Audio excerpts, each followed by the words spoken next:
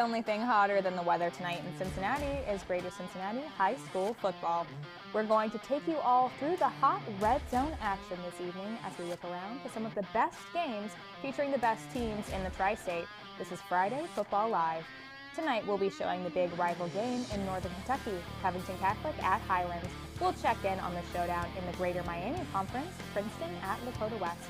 We'll have an Ohio and Indiana border war game with Harrison at East Central, and we will feature St. Newman at Elder and Beechwood visiting Campbell County.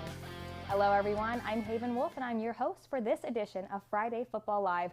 Working remotely will be Gracie Koffer, our social media director, and she'll keep you posted on our Twitter, Instagram, and TikTok accounts, all of which can be found at TGIF Football. Our Matt Supinger will be out in the field covering key games in Northern Kentucky and Southeast Indiana.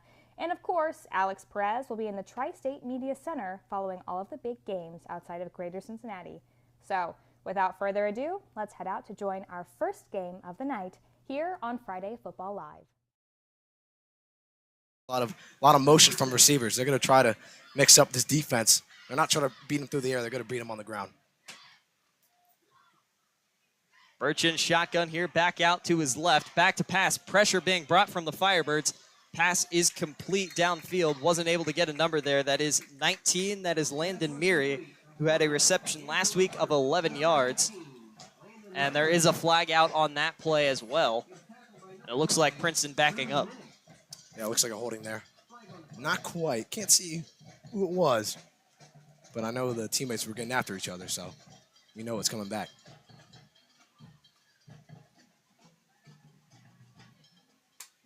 Princeton continuing to back up here. And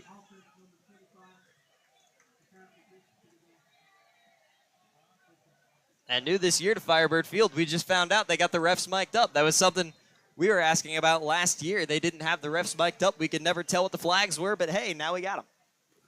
That's a cool feature.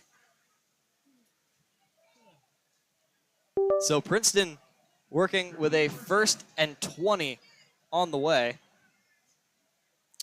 Yeah, this is a tough spot right here. You just go with what your best play is at this point. Snap taken, handoff, ran to the left side. On the rush there, that is number 25, David Hambrick, who had 49 yards on 11 carries last week. That was great work by Grant Bierman on the edge right there. He really contained that. That wasn't going nowhere. He had one arm on the shoulder pad, other arm was free.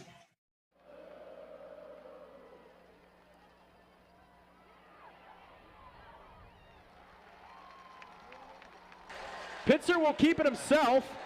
He'll be brought down by number 70, Torrin Bryant, and flags fly.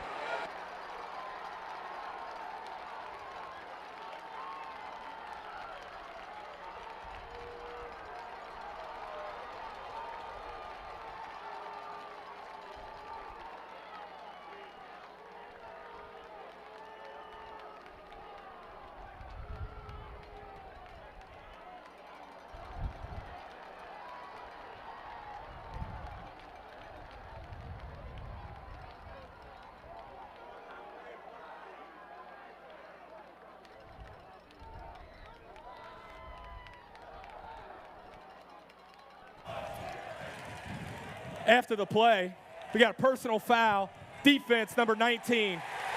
Half the distance to the goal, ball be spotted at the 11-yard line. First down, cuff calf.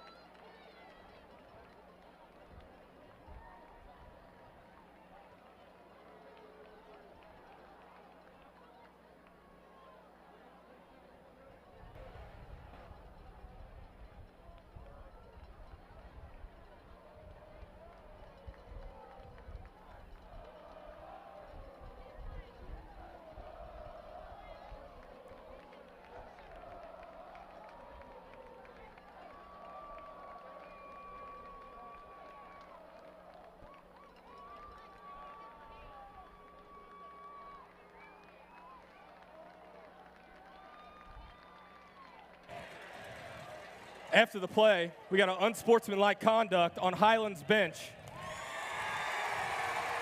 Be half the distance from the original foul. First down, cuff calf.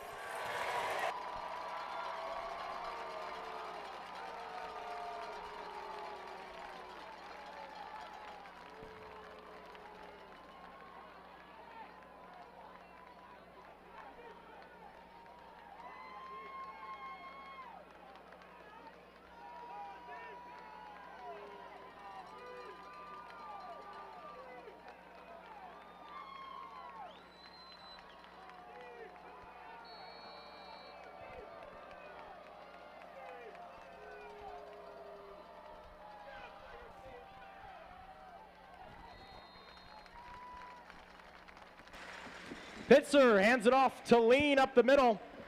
Dalton Roller leads the charge of Bluebirds to knock him down. It'll be 2nd and goal from the 5-yard line.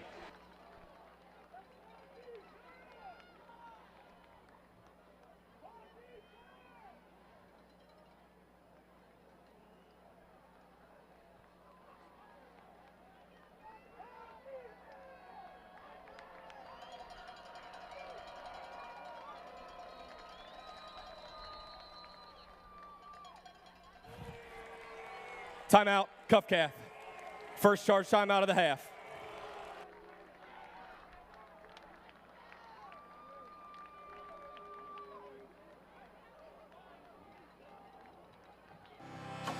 Can you help my shoulder feel like new again?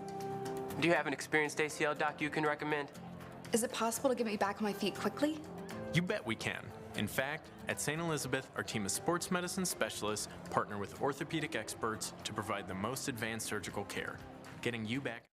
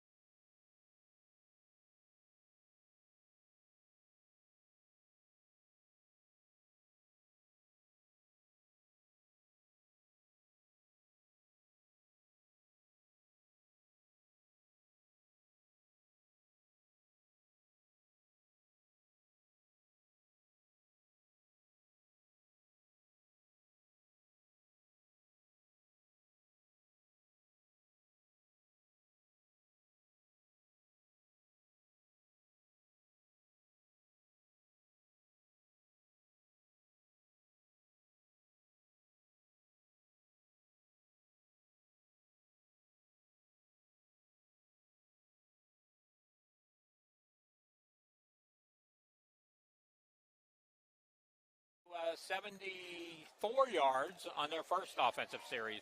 See what happens here. The Camel defense thinking, hey, we got to stop them here. And another throw and a catch made. That was before he number heads 8, out of bounds.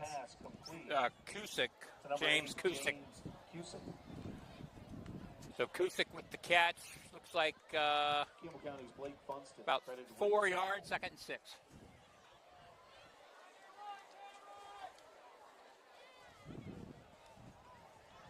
So Clay Hayden, a perfect 4 for 4.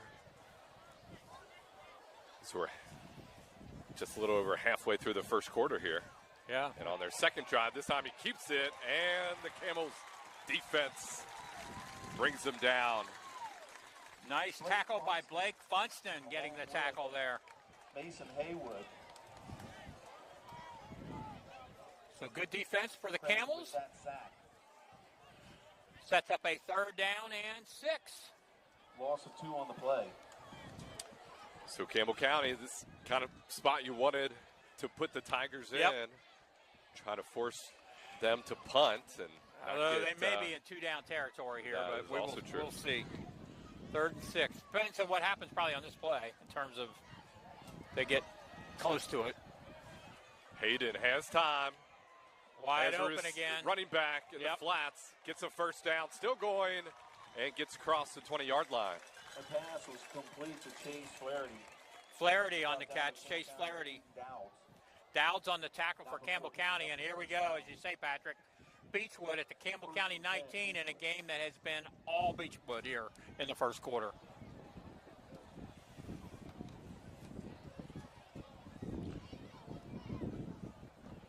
So Beechwood making it look easy here early on. Campbell defense going to have to try to dig deep and stop them here. But Beechwood looks like a well-oiled machine here. They're once again, an empty backfield. Looking right. Caught. And gets by the first defender and ultimately brought down near the 10-yard line. Talon Linder, nice move, gets the catch, and run after that. Vickers on the tackle, and it sets up a, 1st and, let's see what they're going to say here. And he's at the 9. Is it 2nd and 1, or? I believe it's 1st and goal. 1st and goal from the 9, yep. 1st goal for the Tigers from the 9-yard line.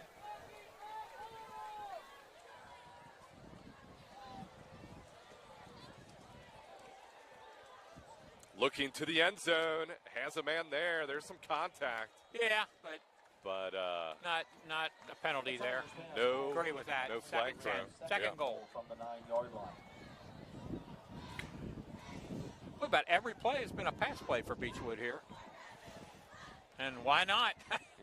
They're moving the ball pretty consistently. Another great crowd here tonight.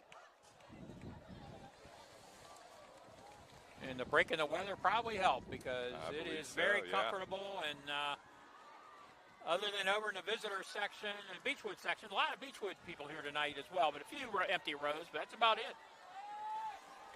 Hayden looks good throw, but excellent defense as that was Funkston. For the Tigers. Yep, 3rd goal. Blake Funkston on the coverage there. Yeah. All right, so 3rd down and goal for Campbell County. Beechwood's run 2 plays. Another penalty flag. False and start. no yards. So on the Trojans. Campbell's defense left to play here in the 1st half. I'll tell you one thing, partner. Gets both called these teams are probably for talking the about face mask personal foul. Well, that's a killer right there for Campbell County. Almost guarantee that from both of these head coaches. So it'll be half the distance. Put it about the 4.5-yard line and 1st and goal. So absolutely nothing going right for Campbell County in this one. 1st down and 15.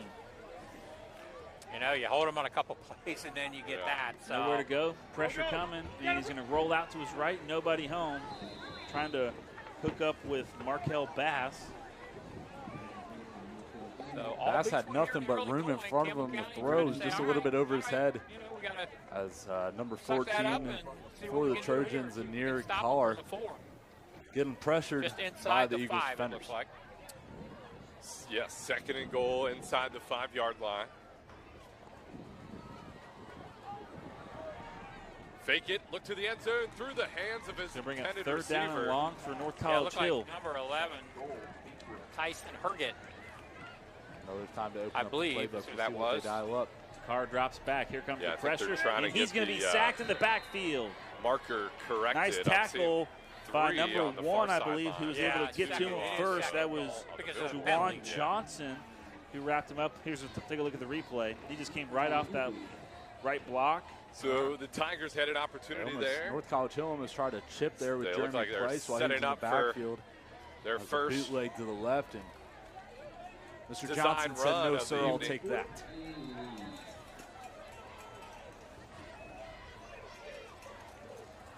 Trojans will Now punt. looking right once again, then surveys back to the left, scrambling.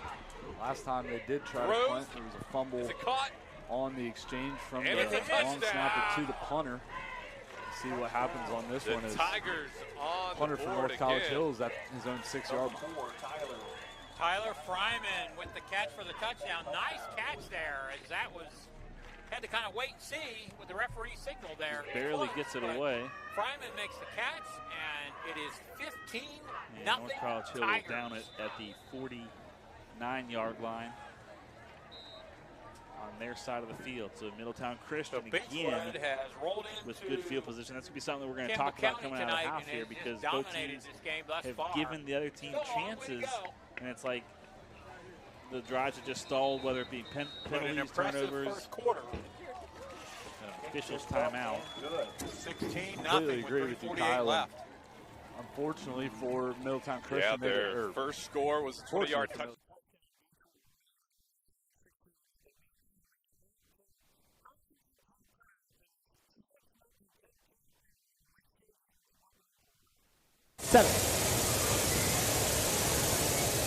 Yeah, that was a huge statement there by East Central's defense, Jeff. Just, nice interception and a defensive score after you saw Harrison drive down the field pretty easily there in their first drive. Yeah, and what Harrison has to do now is put that play out of their mind and come back here and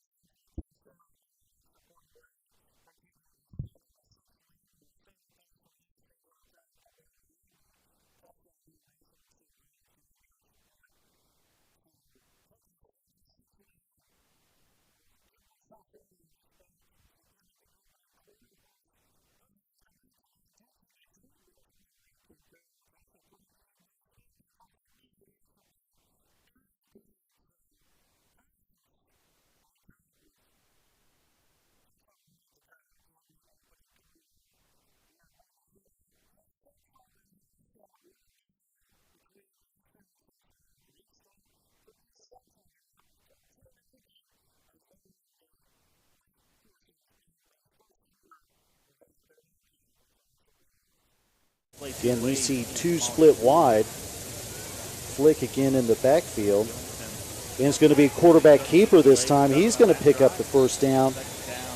Tackled by a couple there. Looks like Carson Bazanka finished off that play. Nevertheless, 1st and 10, Harrison Wildcats. It's kind of been punch, counter-punch here, Jeff, so far. yeah, and when you're in a game this you don't want to let it get too far out of hand. So No. Harrison wants to respond here with a touchdown of their own. Another run there with Preston Flick. Surprised what you've seen so far that Middletown Christian doesn't want to start opening up the playbook and maybe pass? No, it's still a tight game here. Brayton Rouse, Eli Ertl on the tackle. Sorry, Jeff. No. Middletown Christian, I think you just got to keep being patient with it. You got a lot of time remaining still in the second quarter to keep the ground and pound strategy, and their offensive line is getting good movement. So far this drive's been all on the ground for Harrison. Third down. They're able to pick it up. They try it again and don't get much. Trojan and coming very close, and I believe he got it where the near side. They'll give him 2 on the fall forward. That's not as right at the line. They're at the 4th and 10. That was number 8 again on the carry, Flick.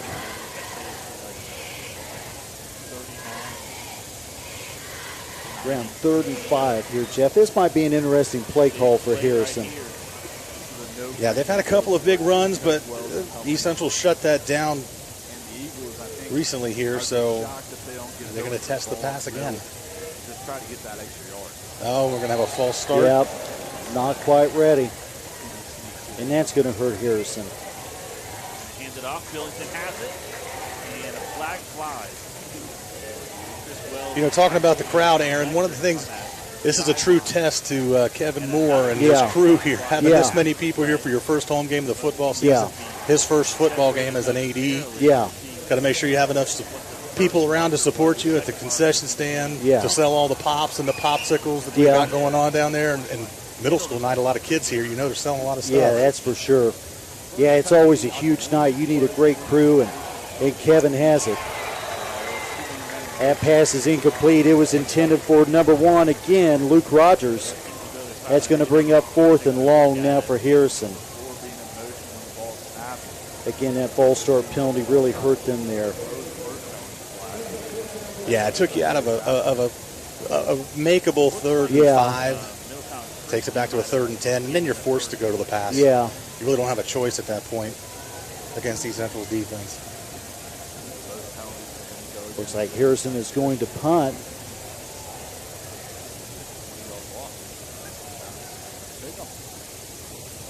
of 4th and inches, you're going to bring it all the way back to the 40-yard line.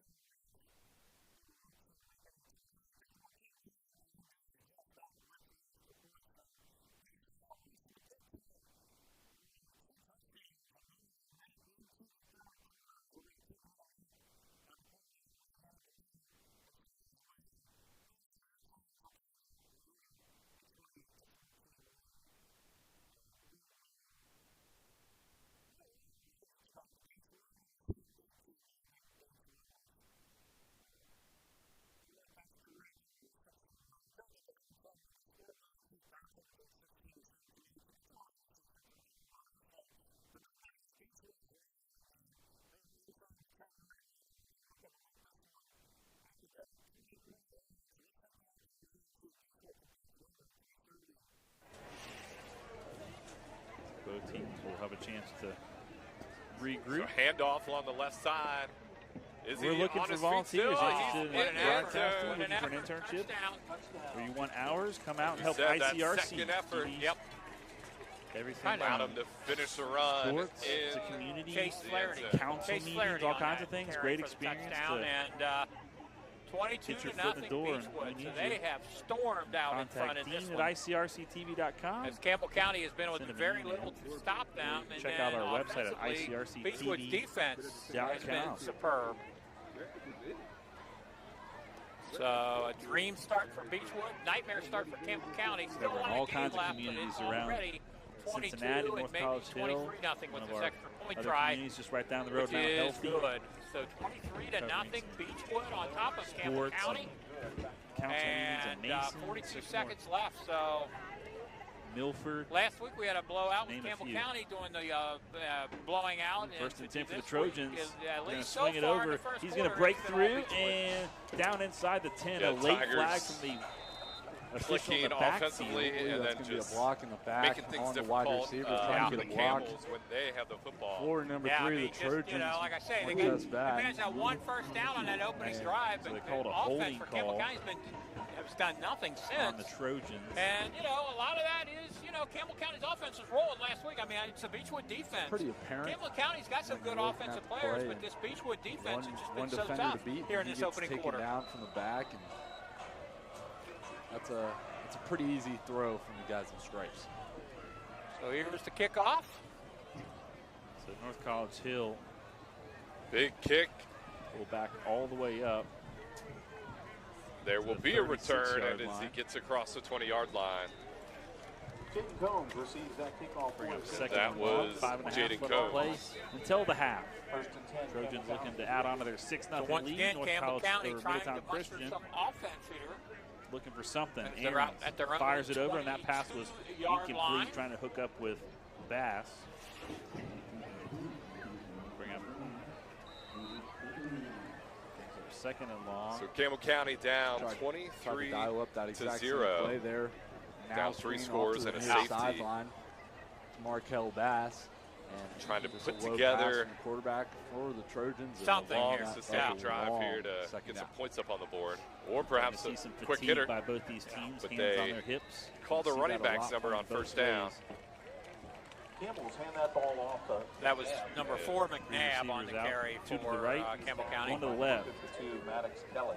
Maddox Kelly on the Carr's tackle going for to the pitch it Beechwood off Tigers. and trying to turn And the that's going corner. to be the end of the first and quarter. And what has breaking been a through, he's still nightmare on his feet. first quarter Multiple for Campbell flags County. flies. He It's a rolls glorious first inside the quarter for 10, Beechwood.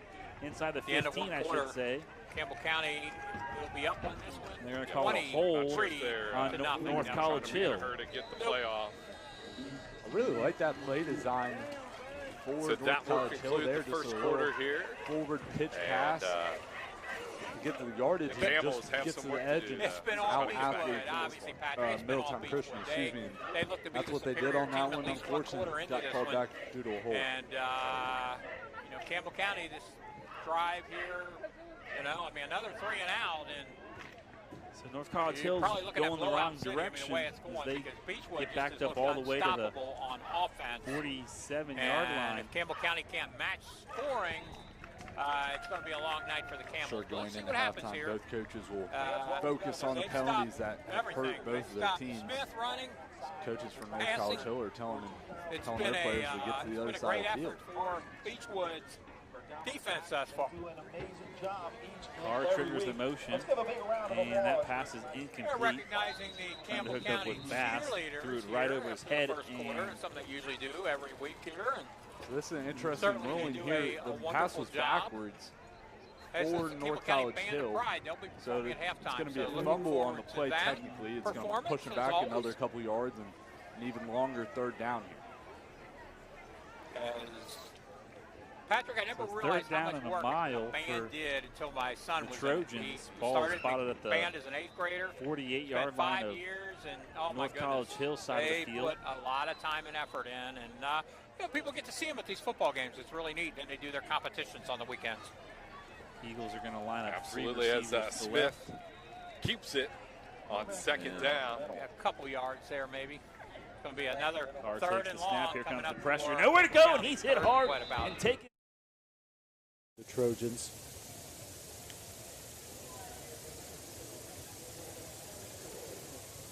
Now we're back to that spread formation with Burton back there by himself. Yeah, let's see what they do with this, Jeff. This is going to be really interesting. Want to go to Brotherton in the flat, but he's hit immediately there and wrapped up. Number 2 was the initial hit on that. That was Cohen Herring. Tried to set up a bubble screen there, but it looked like the defenders didn't go with the receivers dragging down the field, so that left them up with Brotherton by himself. Yeah, it never really developed the right way.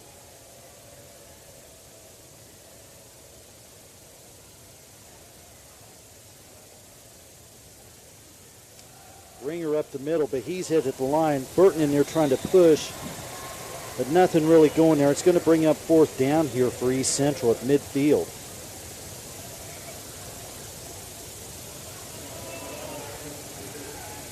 Now, we've seen this situation before for East Central, and they line up in the punt, and then they end up running it and getting the first down. So you got to be ready for everything here with East Central. Well, I'm sure being Harrison U, they probably scouted almost every situation, Jeff, they could have. Yeah. A lot of green over there on the left-hand side. That's for sure. Ringer, the punter, of course, he is going to kick it away. Takes a nice East Central roll. It's going to be down around the 11-yard line.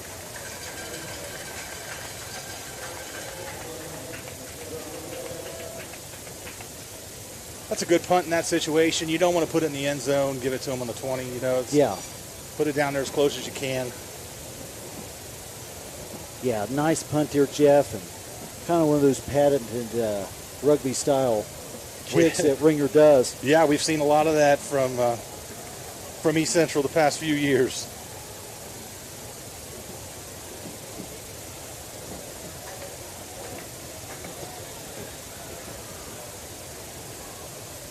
The 1st and 10, Wildcats here from the 11.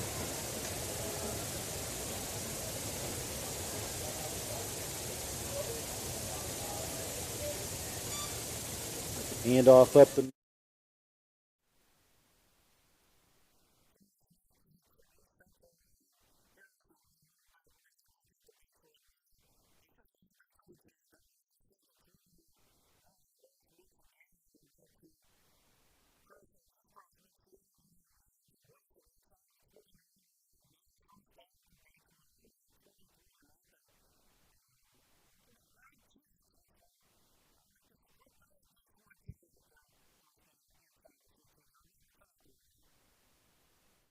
catches, they don't have defenders within 5 yards of them. They're wide open. They're finding ways to get wide open, and they're catching the ball. So here we go again. Beechwood inside the 15-yard line, 1st and 10. Yeah, in the red zone once again. Yeah. 9:38 on the clock here in the second quarter. Hayden, junior quarterback, started last year as a sophomore. So had that experience coming into the 2023 season at the QB role. And a nice move still going, but gets hit hard before the 10-yard line. It appeared Campbell County kind of had that play read. It looked like maybe just a little gain and able to get, 5 yards on that play. So 2nd and 5, or 2nd and 6 for Beechwood.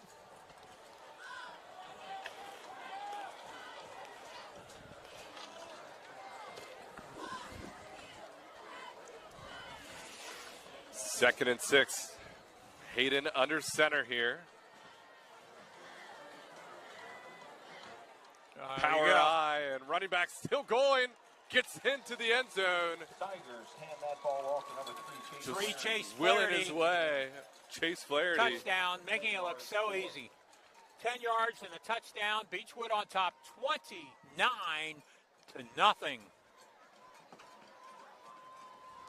that's Flaherty's second rushing touchdown tonight. I'm going to make this prediction right now. Beechwood's going to win the 2A class championship again this year, the state championship. They look like they are a machine out there. And McNicholas is a good team in Cincinnati. They beat pretty handily last week, 31-14. But they certainly have been unstoppable tonight, no doubt.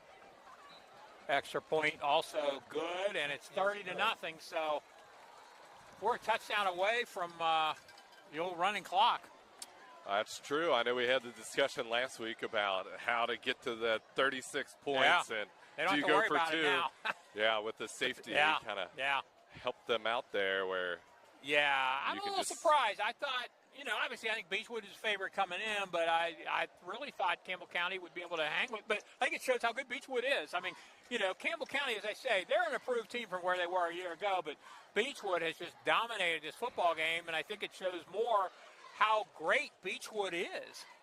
Absolutely. Because, again, I think this Campbell County team's going to win. They're going to win some games this year. On this drive, Yeah, starting out with really nice field position on this drive as well.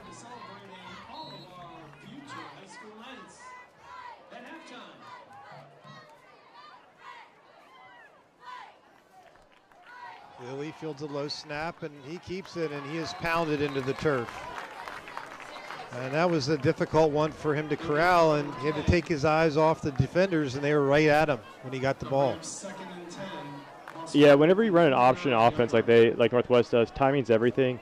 If your snap's off, that means your option's going to be off, which means your read's going to be off, and that just gives time for the defense to get in the backfield.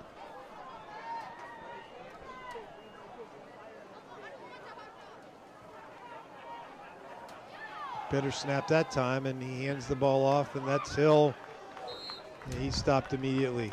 Tried the middle of the Braves defense, and there was not much daylight that time.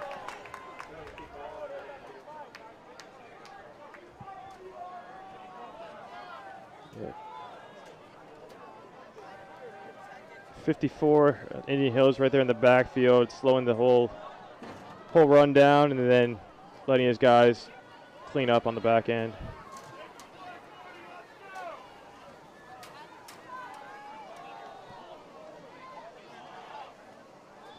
Lilly's back, lofts it, incomplete down the near side of the field. He was looking for Andrews again, who did have a step on his man, but the ball was a little out in front. Yeah, like I said, Andrews had a good step on his man. I think it caught Indian Hills off guard a little bit there going with the deep pass. Down Trojans!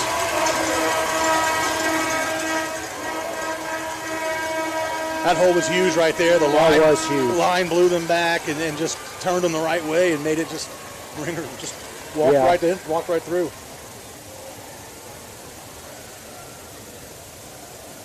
Here's a replay, guys. You could see that hole that Jeff was talking about. Yeah. Once he got past that hole, Jeff, there wasn't anybody stopping him. Yeah, they get him through the hole, and then his athleticism takes him the rest of the way, right? Absolutely. McPhee set to kick. It's through, and it's good. 21-0. Trojans over the Wildcats. 6 minutes left to play here in the first half. I think Harrison has to feel like they got to get a score here before half, right? I mean, going into the halftime, you've had the opportunities, you've been there on the goal line, and just came up short there with a fumble. You threw the interception, the pick six. You got to get something positive going here. So they really need to have a drive here and get a score here before the half. Yeah, Jeff, I agree. You know, they've had some good plays at points.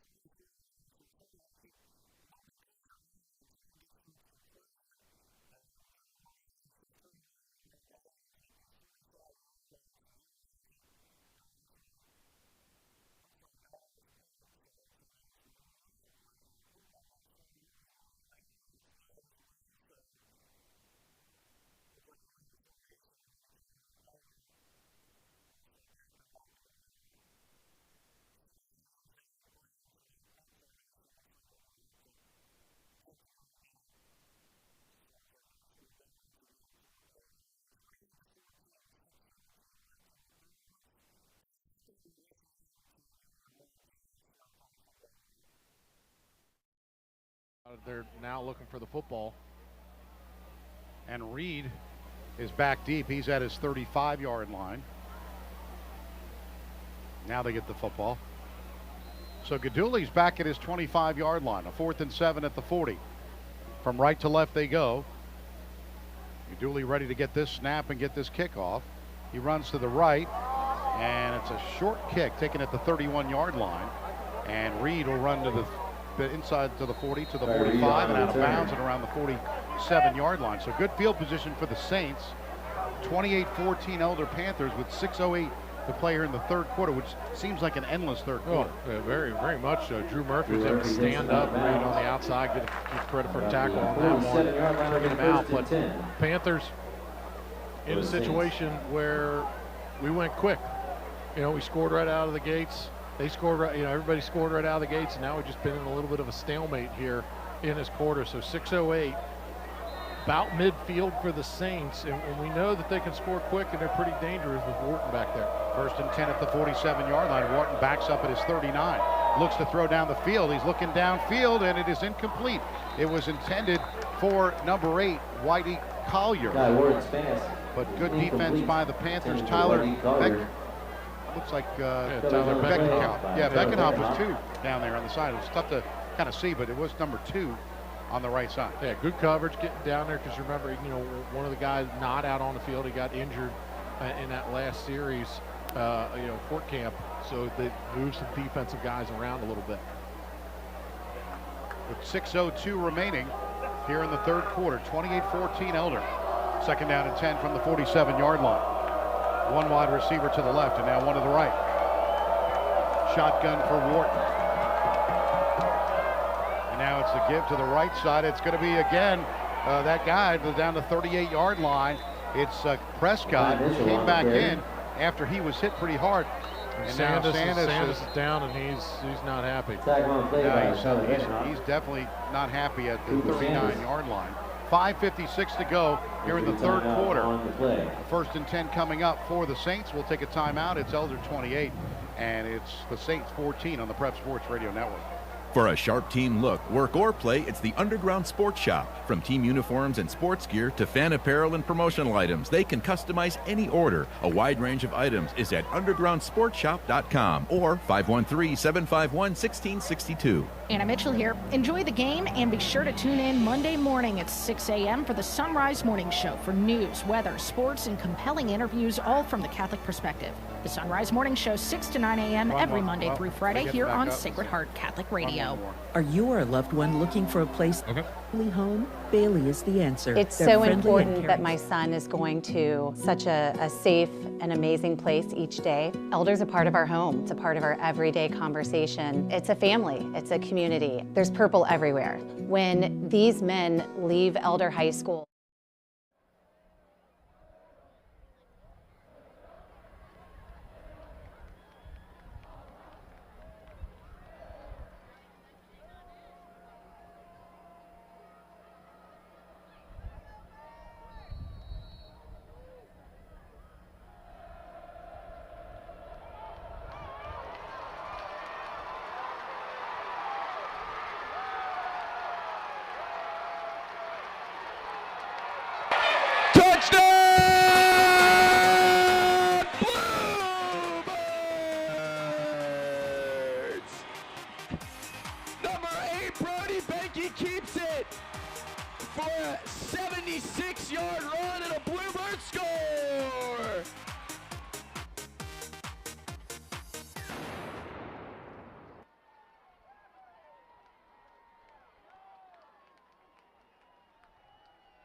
on to attempt the point after for the Birds, number 41, Logan Nickelman.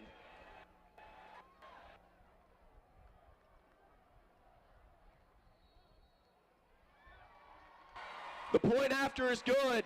With 2:28 left in the first half, it is your Highlands Bluebirds 14, the Covington Catholic Colonels 6.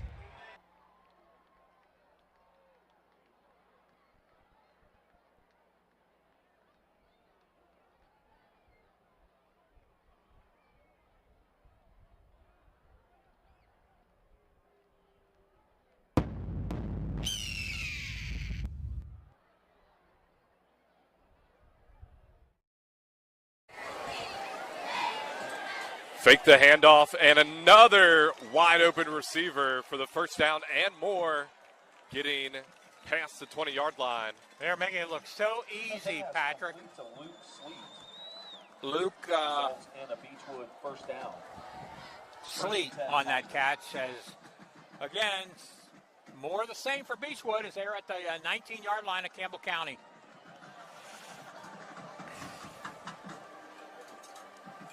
And a quick update from the area, around the area. Yeah. Looks like Highlands is leading 7-6 in the first half of that's that the game of the night tonight in Northern Kentucky. That's for sure. Those two rivalries always, and Highlands try to make it 2 in a row over Calcaf. Now Hayden has time. All day to throw. Now he's rushed, throws it out of bounds. Huh. Smartly throw it away.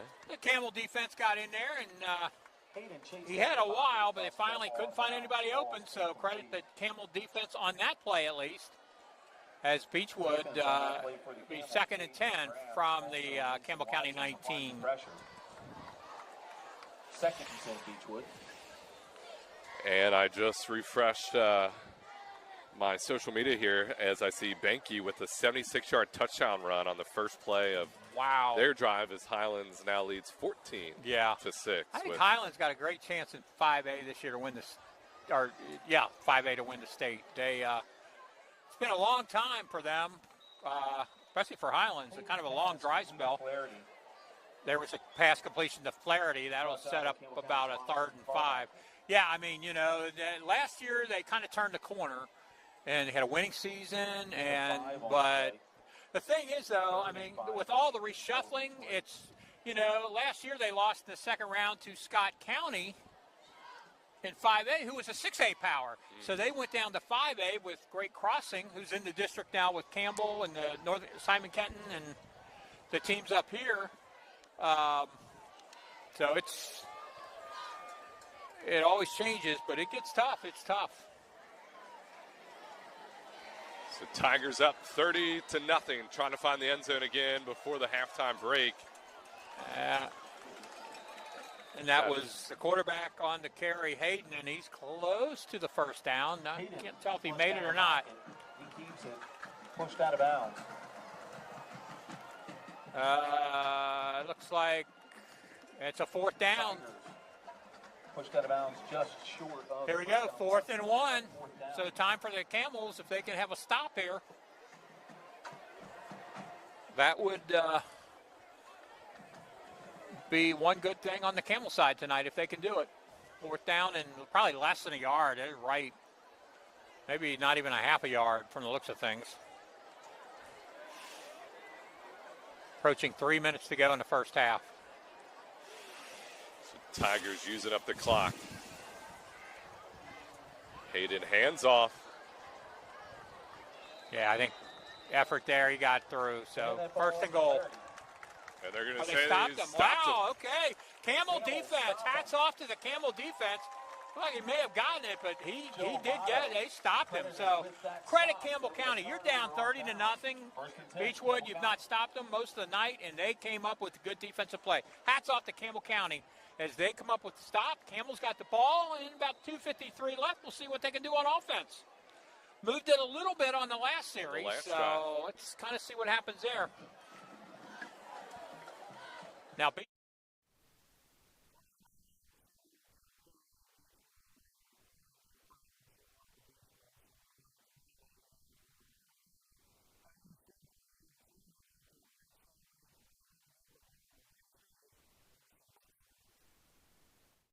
Well, Jeff, I think, too, the position of the clock, you just want to keep that ball moving, keep the clock moving, too.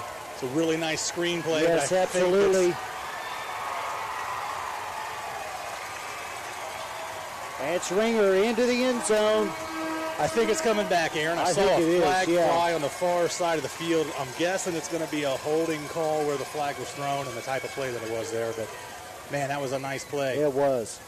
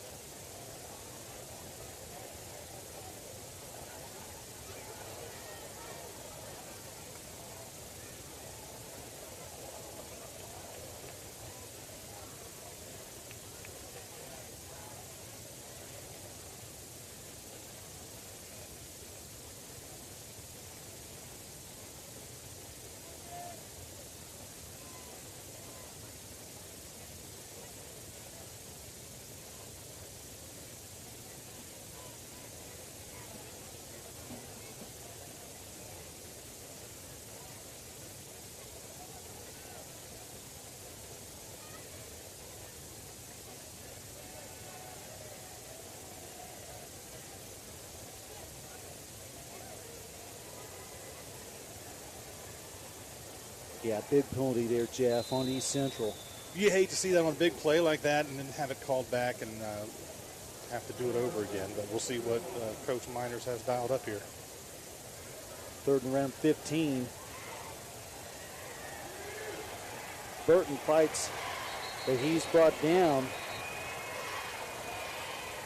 Harrison says they have the ball. We'll wait for the referee. Cole still has it.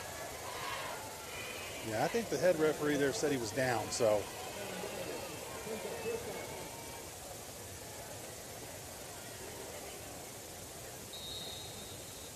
.227, Harrison's going to take a timeout here to keep some time on the clock. So they have a little more time to work with, try to get a score before half.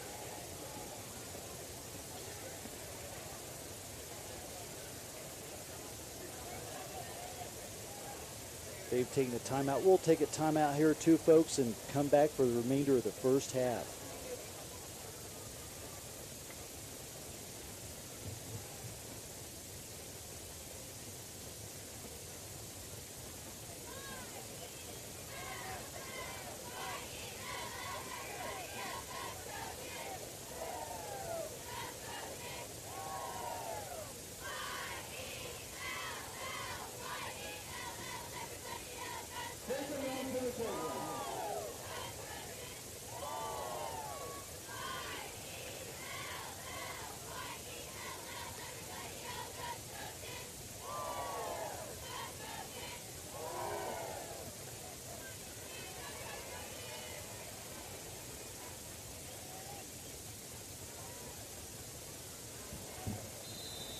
Welcome back here to St. Leon, Indiana. 2:27 left in the first half.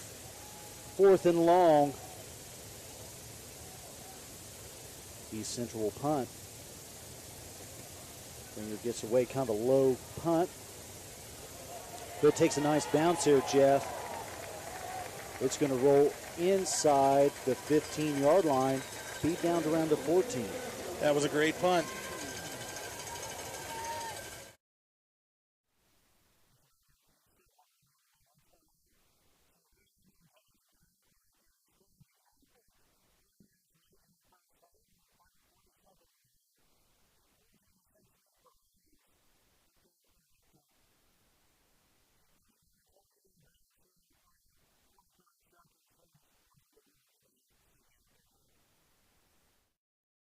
The Bluebird 22-yard line. That will be good enough for a Colonel first down.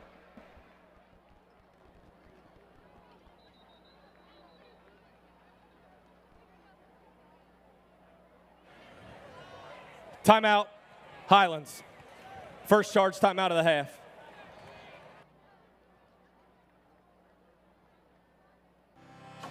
Can you help my shoulder feel like new again? Do you have an experienced ACL doc you can recommend? Is it possible to get me back on my feet quickly?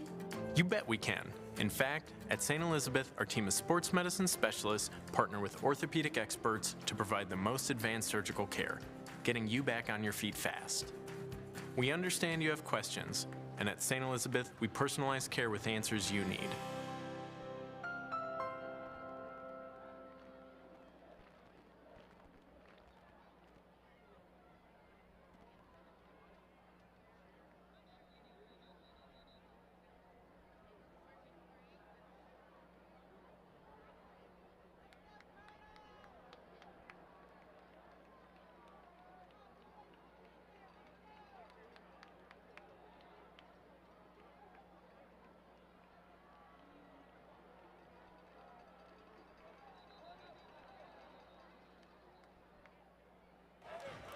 Timeout, Highlands. Second charge timeout of the half. Already back from the injury, huh? Maybe I'm going to have to spot you a few points. Yeah, I got this. I don't know. Is Ortho Sensei as good as they say?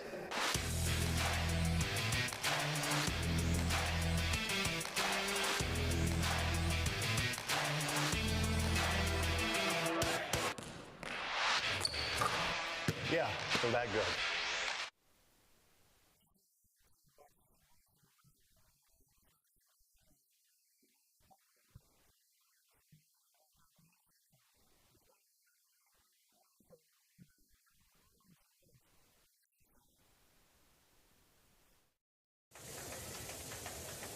is intended again for number 1, Luke Rogers. And he chucked it down the field there. He had him. Yeah. He had a nice throw there to the receiver, but just couldn't quite catch up to it.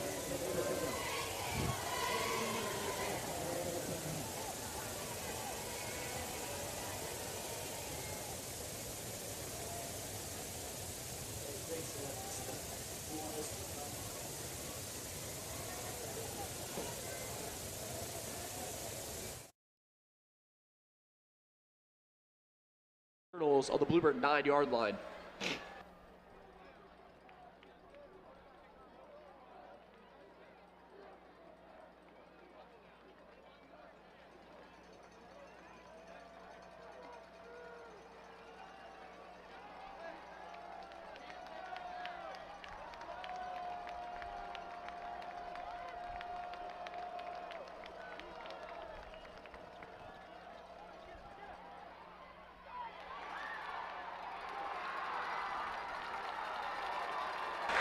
Touchdown, Colonels.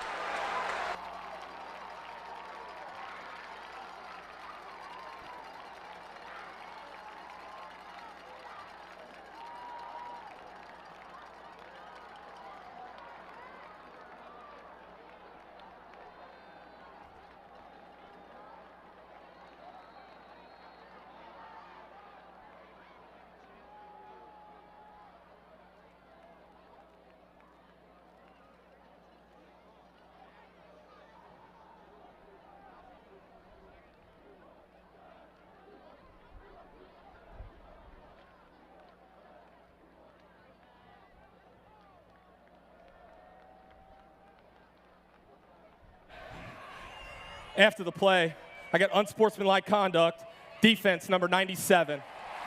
Half the distance to the goal, cuff calf try.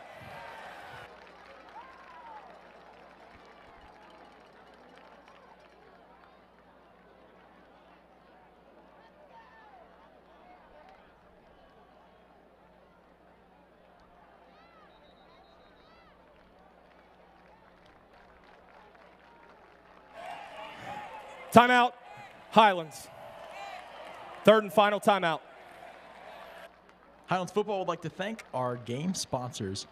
Thank you to Huff Realty. From Braden Boeing. Boeing to Thaman to Roth, and it is good with 11:57 to go in the fourth quarter.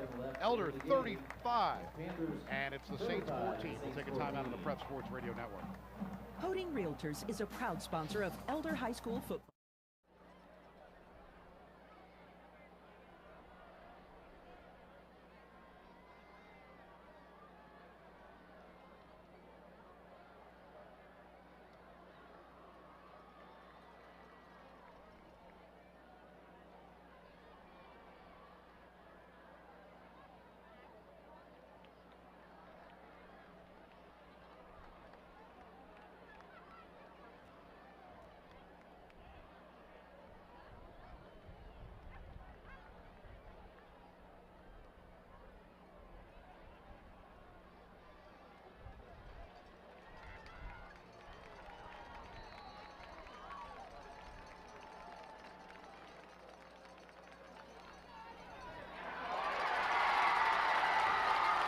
The two-point attempt for the Colonels is good.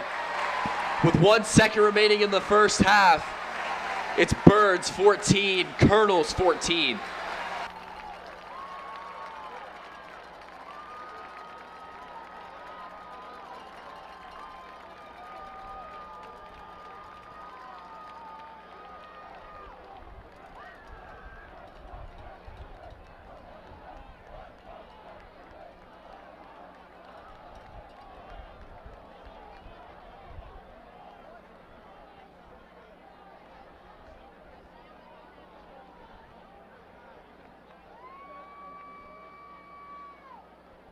That happens. I mean, they're Oh, tough. absolutely, I mean, yeah. Well, you know how they are. You've played in them, Jeff. Years and years ago, I was a much younger man. Yeah. We say that all the time. These kids take these hits. They're like, Yeah. I wouldn't be getting up from that. Yeah.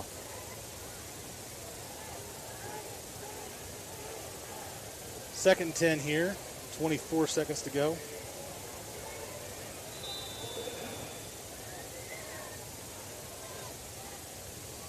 Burton takes the snap. He's going to hand it off. Another big hole here for Ringer. Can he do it? He's at the 10, 5. Touchdown, Trojans. That was a really well-designed play. I thought that was going one of those little zip passes out to the left where Burton rolls out to the left and then dumps it out there. And then all of a sudden Ringer cuts back and he hands it off to him. A nice little draw. And then off to the races with Ringer. Yeah. Again, athleticism. Well, like you said too, Jeff, just the offensive line there and the hole they opened up for him there is excellent. Now it's Nate McPhee.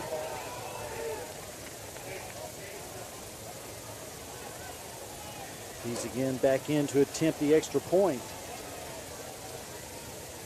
Got Selhorst in here. Eli Selhorst in for the hold. Great sophomore athlete here. We talked about the next man up, Eli. Another great athlete. That kick is through. 28-0. Yeah, that situation there, I think back about it. You know, that's the kind of play you're going to run in that spot. You're going to pull it out at a special time, and 14 seconds to go, 4 1/2. You want to get a score. That's the time to run a play like that. Yeah. You know? Yeah, that sort of gamble, Jeff, doesn't hurt you. No. You know, you look at the field position we were in, and like you said, you know the time as well. Yep. That's when you go back to the last 2 pages of the playbook, Aaron. Yeah. And it's those Pull 'em last out. 2.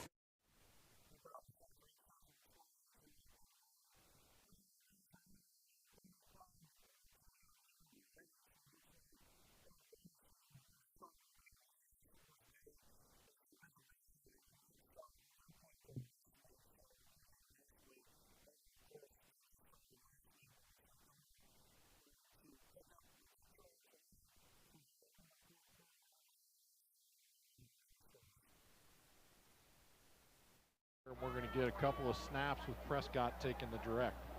2nd down and 10 from the 35-yard line. So Prescott, as you mentioned, in the backfield with Goins. Prescott will take the direct snap. Prescott scored on a 2-point conversion out of this setup as well. Sets up a 2nd and 10 from the 35-yard line, and now the give to Goins, and not much there, out to the 32-yard line before he's stacked up going backwards. Yeah, that's Maddox Arnold just getting to him right away. I mean, he couldn't go anywhere. He filled the hole just right. And that's that formation too, Len, where it's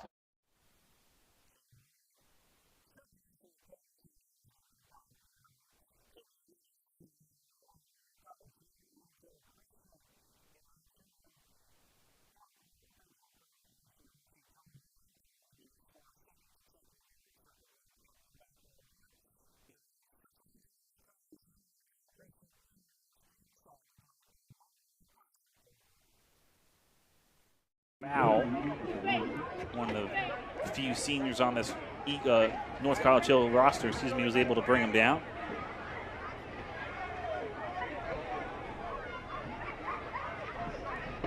Officials in this game are sending number 4 for North College Hill, Jeremy Price, who had a touchdown earlier.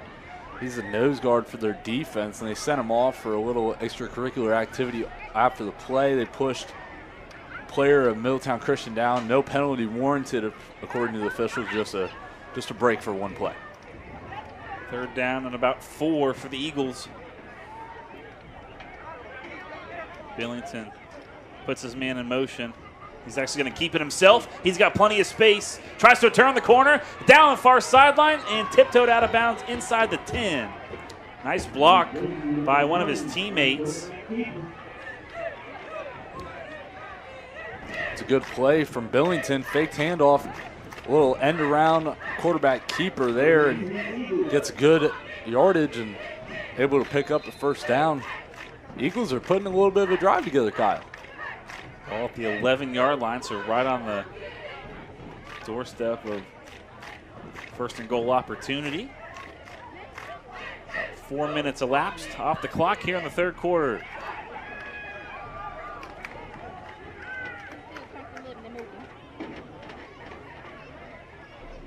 Eagles gonna get up to the line.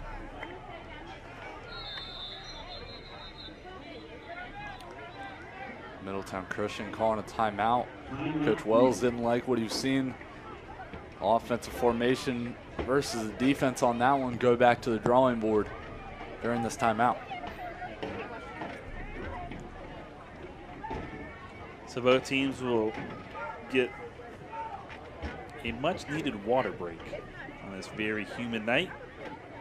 Give a shout-out to our camera operators tonight, Noah Anderson, Trey Capo, Eric Johan, Cameron Wan, our producers and directors, Dean Lowry, and Will Matthews. Welcome to the ICRC team. His first day was Monday, so he's jumping right in, getting his first experience of Friday Night Football from California. Got to talk with him at halftime. And he's under the wings of Dean Lowry, who has been doing ICRC stuff for like 6 years now. Dean's the man. No better place to be.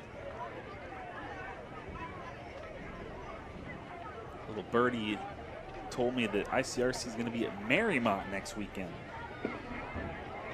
Good old CHL battle.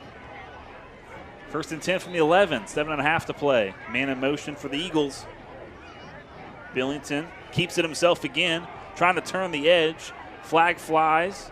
Billington's tripped up. Another flag and another flag. Billington made it in the end zone there. He broke a tackle on the far sideline, but there's so many penalty flags. I feel like one of them is going to be against Middletown Christian and bring it back.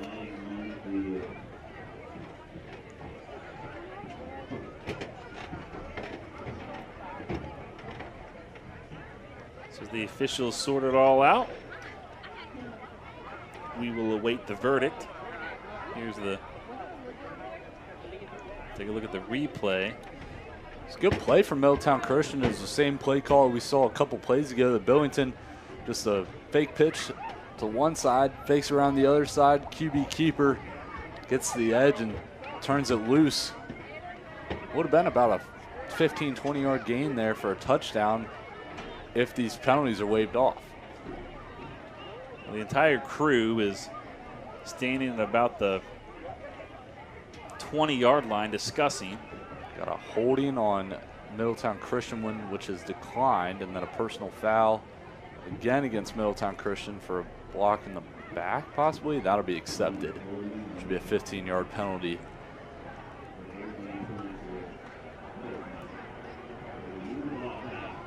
So 3 fouls, all called on the Eagles. They'll accept 1.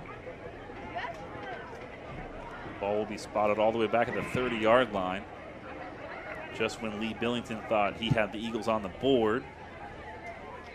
The good old dirty laundry negated that. So it'll be first and 10 from the 30. See if the penalties stall this drive or if Middletown Christian's able to rev it back up and keep things going middle stages of the third quarter. Don't be surprised if you see this same play from Wells and Billington on this one.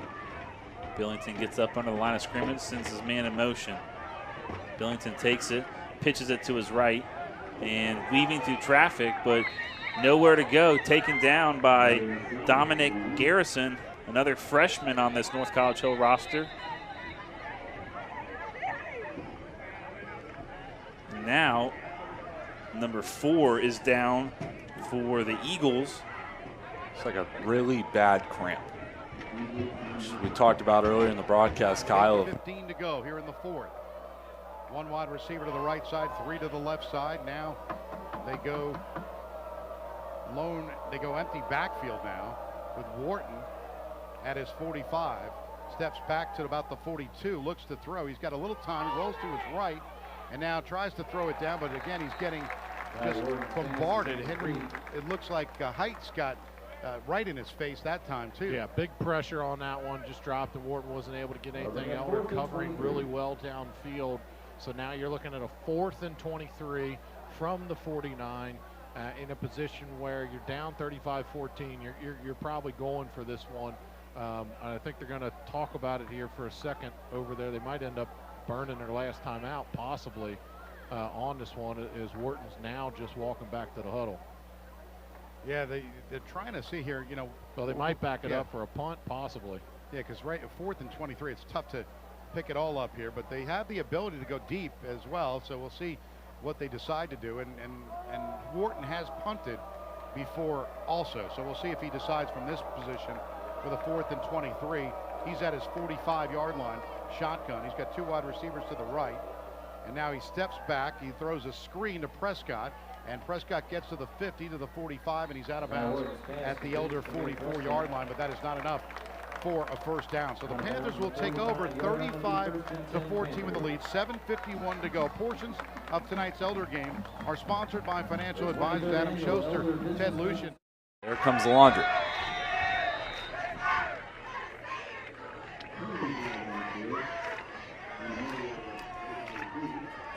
So another costly penalty on the Eagles. I say that about both teams tonight, not just Middletown Christian, but at some of these lower division schools, you don't have that play clock behind the back of the end zone. So you have to know what the hand signals are by the officials.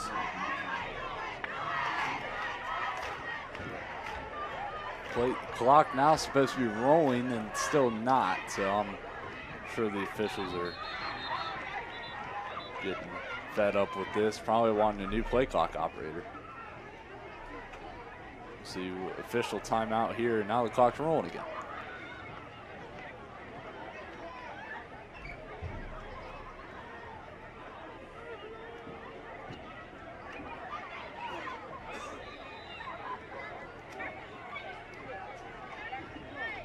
So it'll be 2nd down and long for Middletown Christian. 6.5 left to play, 3rd quarter. Trojans on top, 6-0. See what Chris Wells draws up. Billington has it. It's weaving through space to the far side and spun down hard as he tumbled out of bounds. And another official's timeout. I think this is actually going to be an injury timeout. Billington came down right on top of his helmet. He's struggling to get up. He's definitely going to have to come out for a play, but North College Hill athletic trainers just are attending to him now. Take a look at it, right side of your screen. Goes down here and then rolls over on his head, as you just mentioned. Nothing dirty about that play at all. It's just football play, and sometimes you get put in those odd scenarios where you're rolling and tumbling and got to try to keep safe, but it's unfortunate for Billington. We'll see if he's okay and can return to the game.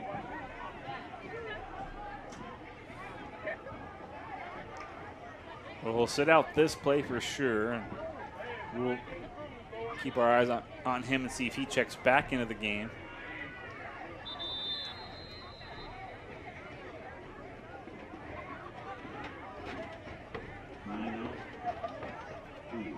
Now Middletown Christian will take a timeout. It's their 2nd of the half.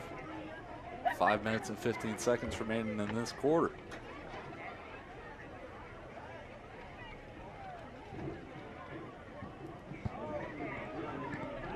Well, if you're Middletown Christian right now, what are you talking about in this huddle and why the timeout here?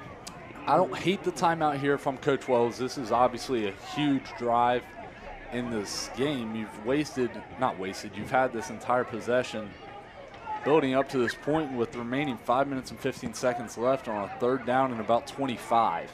They need to get all the way down to, I believe, the 7-yard line of North College Hill. So I think it'll be interesting what comes up in the playbook here. If you're Coach Wells, wouldn't be surprised if you see Billington with another quarterback rollout and possibly trying to hit a post pattern look down the field. They're going to pitch it back, and spinning through the North College Hill defense was Logan Mason, and he's taken down at the 30-yard line. If you're Middletown Christian, do you attempt a field goal here, or are they going to try to go for it? Our kicker during warm-ups was kicking from about the 15 with the T on the 15, excuse me, and he was drilling. The offense is on the field here. I don't know if the kicker has this type of range. We'll see what Coach Wells dials up here. New man under center. It's number 4. They're going to pitch it back to Logan Mason. Mason going to turn the edge and get tackled down. And That'll be a turnover on down, so North College Hill will take over with 4:17 left to play here in this third quarter. Final score, Baden 10, DeSales 6. The Rams improved to 2-0 on the campaign. It's a low-scoring game. I mean, last year when that game was played, it was 28 to 21, 21-18, I believe, or something like that. So I know 2 field goals were missed by DeSales early in the game, but the old alma mater going back to 2-0. Trojans will take over from the 30. They're up by 6. Kier has it, hands it off to Bass. Bass breaking tackles. Bass at midfield. Finally taken down. Multiple flags fly. I know we're going to have a horse collar up here on the tackle. I'm not sure what the penalty in the backfield is. Most likely holding in that situation or high-low block. Most likely those penalties will be offsetting, so that play should stand. There's a horse collar there by number 4. For Middletown Christian is having an official's timeout by the far side official on the Middletown Christian sidelines. I think he might have been just calling for the clock to stop while they deliberate what these 2 penalties are. Seen a lot of laundry on the field tonight. Been a sloppy game by both teams. The pace of play hasn't really been consistent. As a player, does that affect you and, you know, kind of getting in your groove? So, I mean, at this point in the game, not too much, but early in the game when we had all those penalties, I mean, of course, you're getting a little frustrated, and that some of that frustration can set in, which causes more penalties, and it just becomes a downward spiral, basically. But when you're this far into the game in the second half, you're kind of in your groove already and trying to get back in here, but more penalties on the field, just more frustration setting in for both teams. Officials still talking at midfield. So we're going to have a false start and a personal foul horse collar tackle, and this will offset. So we'll negate the run by Bass. I'm intrigued that they called it was an illegal formation call in the backfield, but I mean, normally that's a pre-snap penalty causing it not to count. So okay, that they're just going to replay the down here. That's what's going to happen. So they'll spot it at the 29-yard line.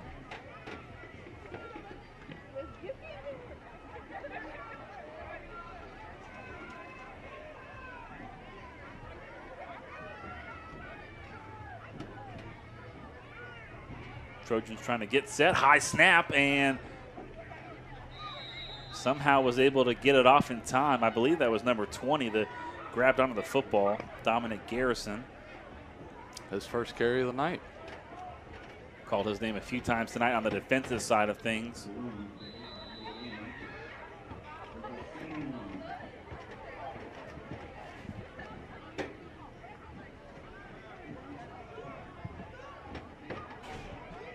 Second down for the Trojans. About 7 minutes gone here in the third quarter. Low snap, and he's able to be taken down. Carr couldn't hang on to the ball. It was a low snap, and he was swarmed up in the backfield. It's Johnson on the takedown there. Again, we've called his name multiple times for this Eagles defense, and he swarms in there off the mishandled by the quarterback in the center and takes him down for a sack. Gonna bring up third down and long for the Trojans. So some potential good field position could be given to Middletown Christian depending on what their defense does right here. Another low snap. Carr has it, tries to spin away, and he's swarmed out across the 20-yard line. About 3 Eagles able to take them down. We bring up fourth down.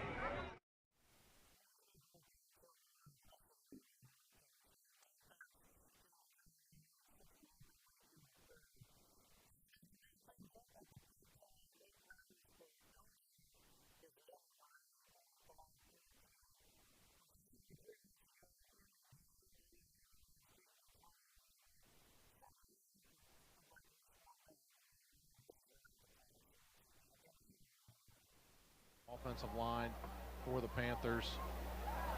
They said he lost 5, so they're going to mark it back to the 22-yard line. I thought they'd give him a little bit of break there. Didn't think he lost 5.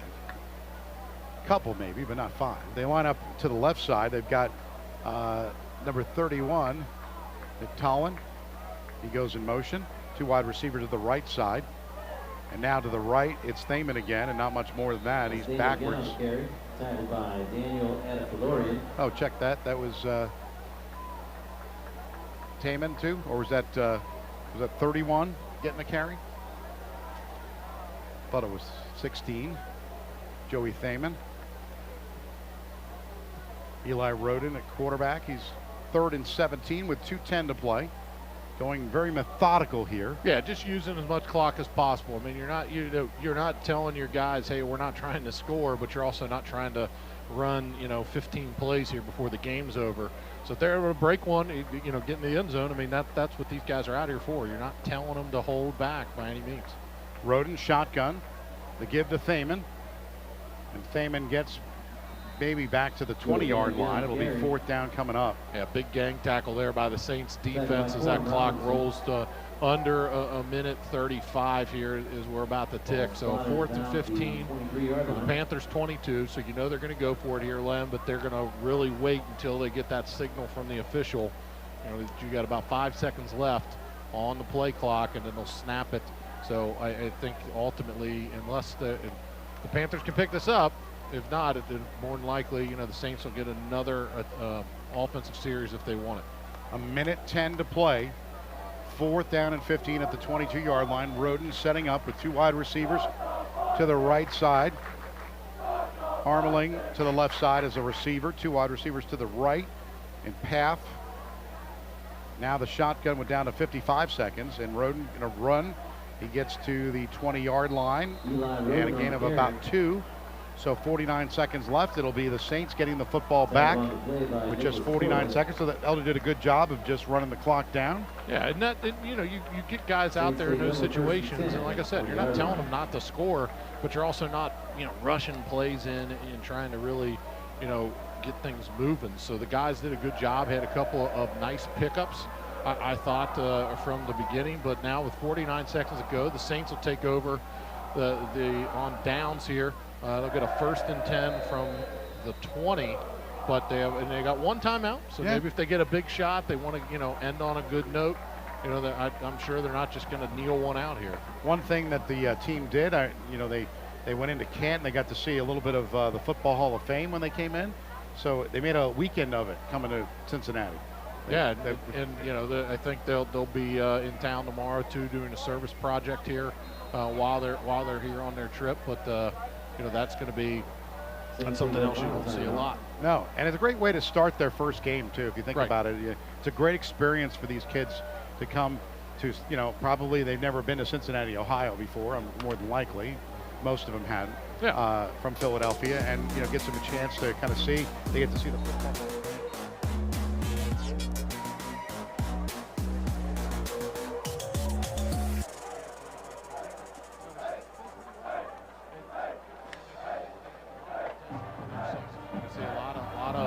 A lot of things out there from their offense with Wharton, as well as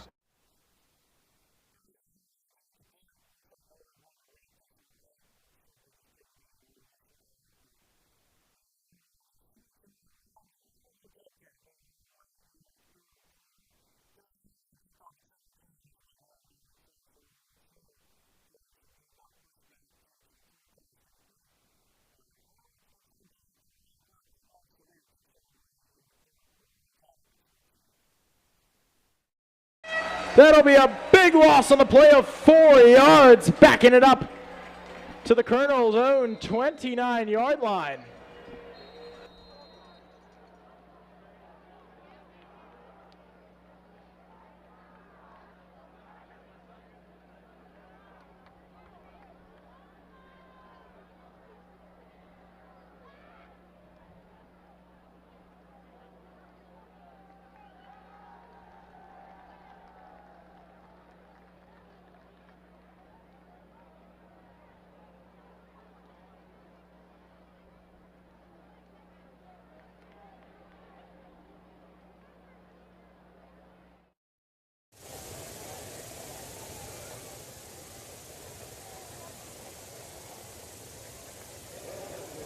You know, you talk about these kids going to college, the preparation that this program does for getting those kids at the next level, to the next level.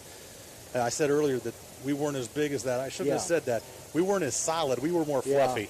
We were more fluffy when I played. Well, Jeff, I tell you, I've seen him sometimes up there, you know, in the off-season working out, and you think about Medlock and Sive, what those guys do to get these boys ready. It's really incredible. And all the coaches. It's just two of many. That's true. And it's amazing the program they put them through. And it's not just heavy lifting, pounding your body. It's smart lifting. And that's really where we're at in today's age of football.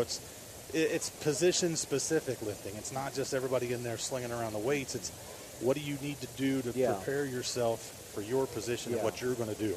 You know, some guys want to bulk up, and depending on, you know, quarterback doesn't necessarily want to bulk up. Yeah. But I think that's, you know, you look at Ringer, not to single him out. There's so many great players here in this team, as we know, but that's what people have mentioned to me, like, man, Ringer doesn't look that big. But I said, yeah, but he's so solid, you know, and you can combine that with the athleticism, and you get the players like that. Right. I often say, you know, that the proof is on the field, right? Yeah. So you can say that he's not a big kid, not big enough to play running back like that and to have those kinds of runs.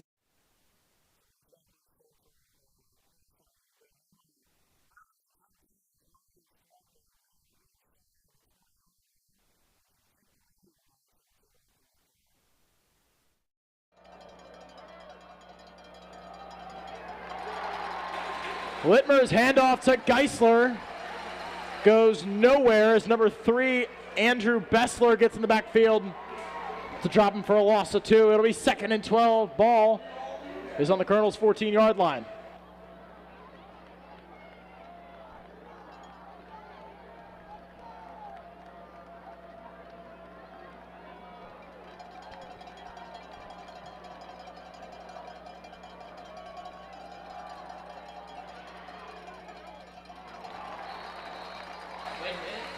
Screen pass intended for Geisler. Falls incomplete. Hit by number 53, Ben Reeves, knocked it loose. It'll be 3rd down and 12 to go for the Bluebirds offense.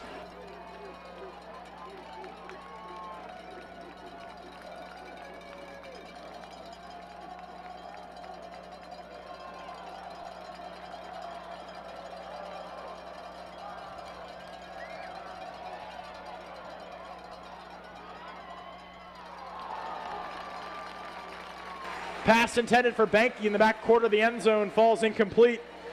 Coverage on the play by number 2, Braylon Miller.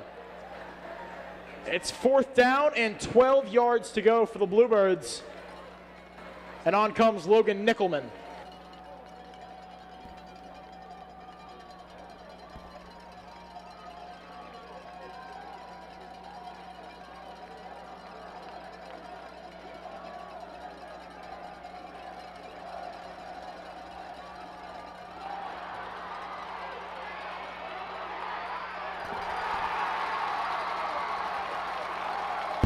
Hayden Haas is brought down behind the line of scrimmage by number 58, Isaac Mason. That'll be a turnover on downs. Colonel football.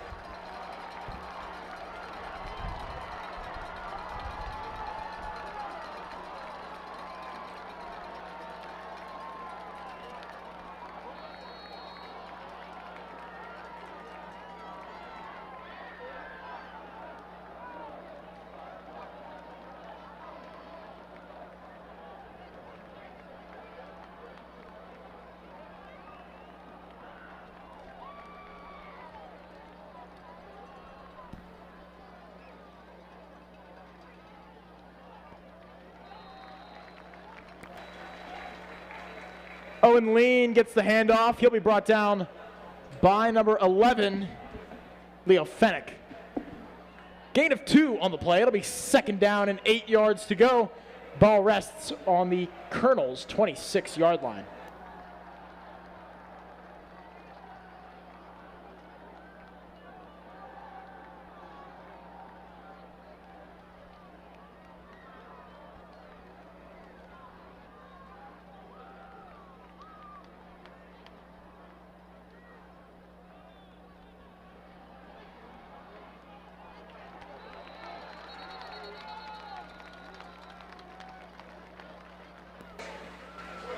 Fitzer tries to escape, but number 67, Diego Race, wraps him up with some help from number 16, Connor Wallace.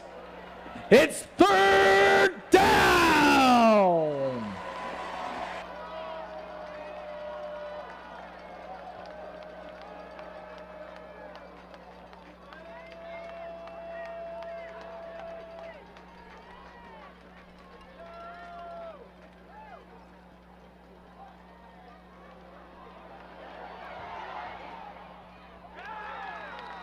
Pass intended for number 4, Oliver Link, falls incomplete. Great coverage on the play by number 1, Tyus McCarter. And that'll force a 4th down for the Colonels.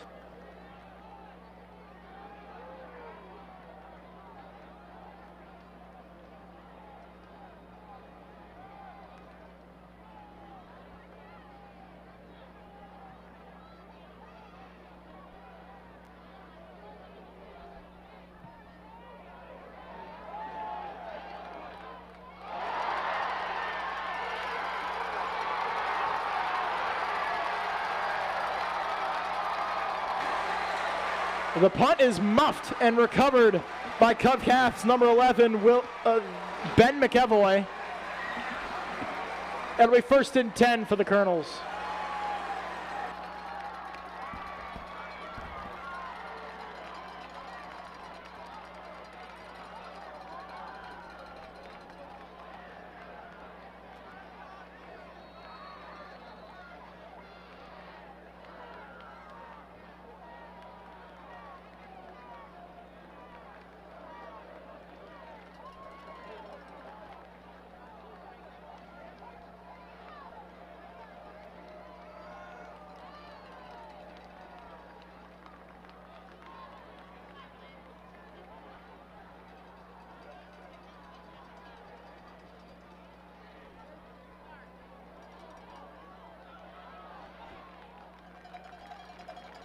Fitzer takes it himself.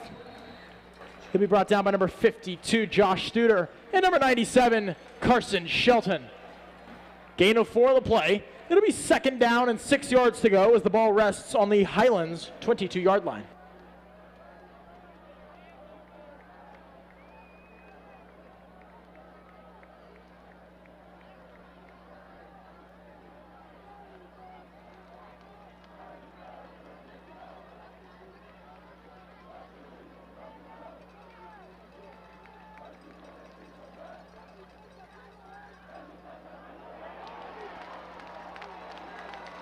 Owen Lean tries to find a lane, but number 42, Christian Stojkovic, leads the charge in the backfield of bringing him down, and it's 3rd down!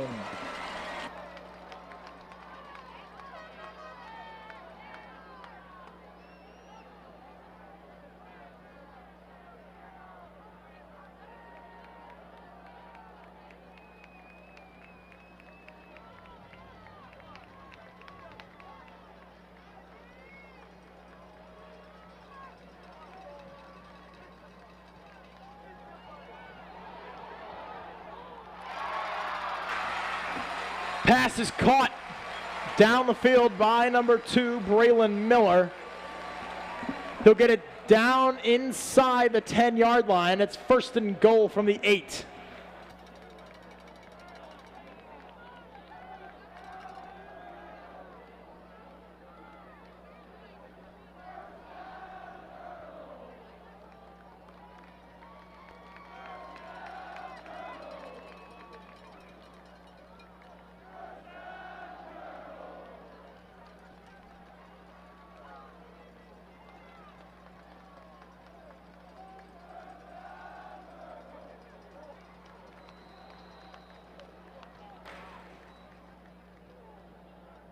Handoff goes to number 22, Owen Lean. He'll be met in the backfield by number 85, Luke Schneider. Among other Bluebirds that got back there, it's 2nd down and 8 yards to go.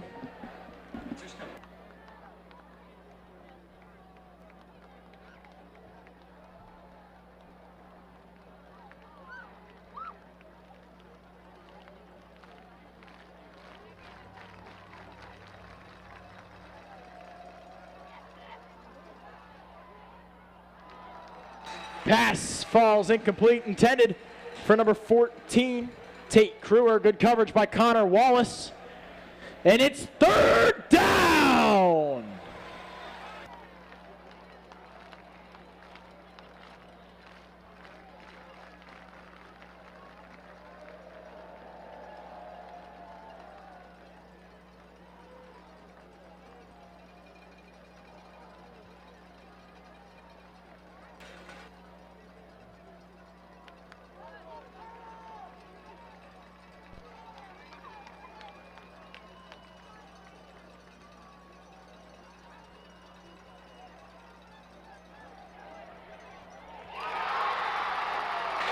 Touchdown, Colonels. Pass is caught by number 10, Willie Rodriguez. And the Colonels take the lead 20-14 before the PAT.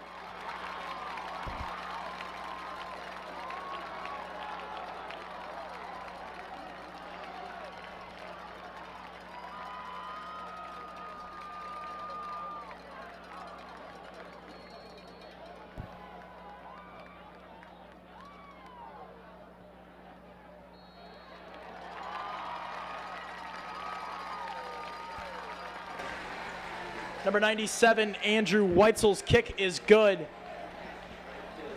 And after the PAT, it's 21-14. The Colonels have the lead.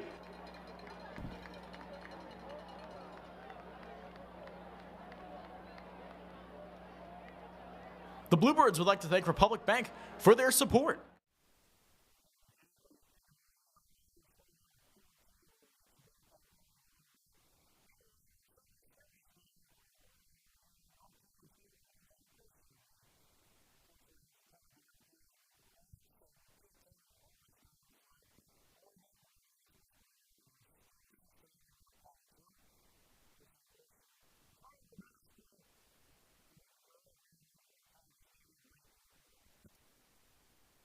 Back to that fake pitch play that they were working on earlier with Billington in the backfield, and he's under center at quarterback now.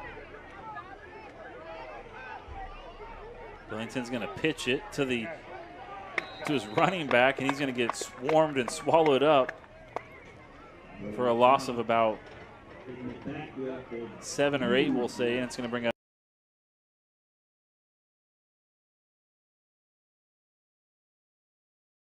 fourth down, and we'll be nice and call it 11. 5:42 left. So Eagles going to bring out their punt team. I think that's a smart play here from Coach Wells. Just under 5:30 against this North College Hill team, which hasn't been able to do much in this second half on offense. Trying to play the field position game, hopefully get a good punt off and flip fields. Leave it up to your defense. Nice spiral kick. It's taken at the 20, and he's off and running to midfield before he gets run out of bounds near midfield. So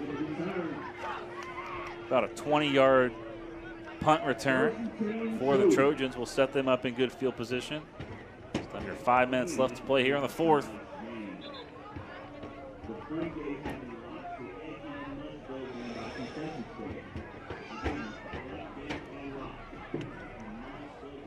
Princeton just got on the board against Lakota West, leading that one 6-3 in the early stages of the third quarter. That's probably the game of the week here, and it's a low-scoring one, which Aviators are up 10 on Fairfield in the fourth, 24-14.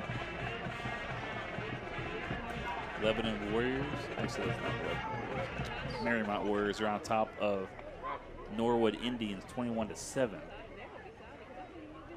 First and 10 for the Trojans. They're up 6. Looking to bleed some clock. The ball's loose on the field. North College Hill coughs it up. Middletown Christian has it.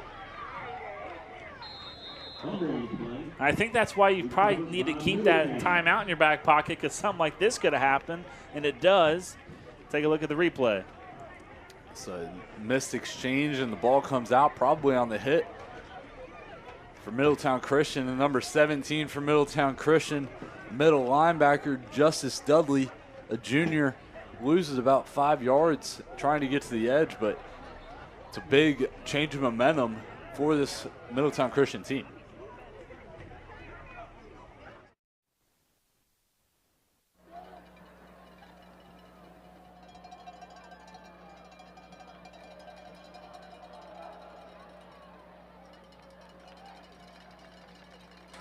Geisler gets the handoff. Gained 3 yards on the play before being dropped by number 59, Mason Edwards. Clock ticks under 2 minutes and 40 seconds to go as it's 2nd and 7 from the 40-yard line.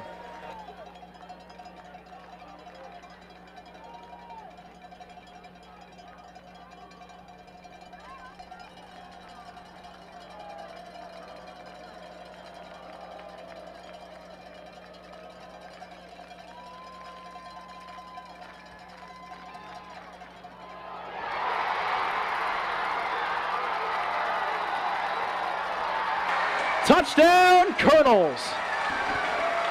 Number 18, Cash Hardy, picks it off and takes it all the way for 6.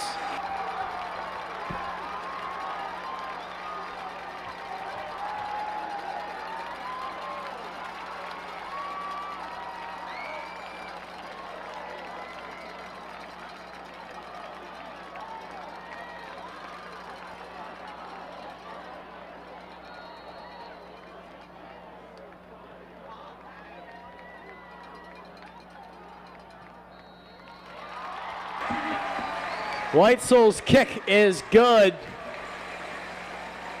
The Colonels now take a 28-14 lead with 2 minutes and 12 seconds on the clock in the third quarter.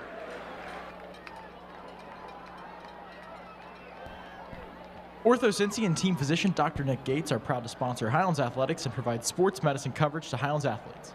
With 20 specialist doctors in 6 convenient locations, Ortho Cincy has provided orthopedic and sports medicine care to Northern Kentucky families for many years.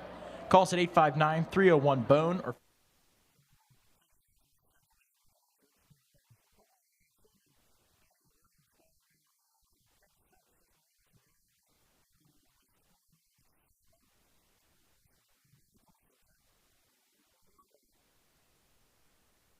still on the sideline, and they'll go back to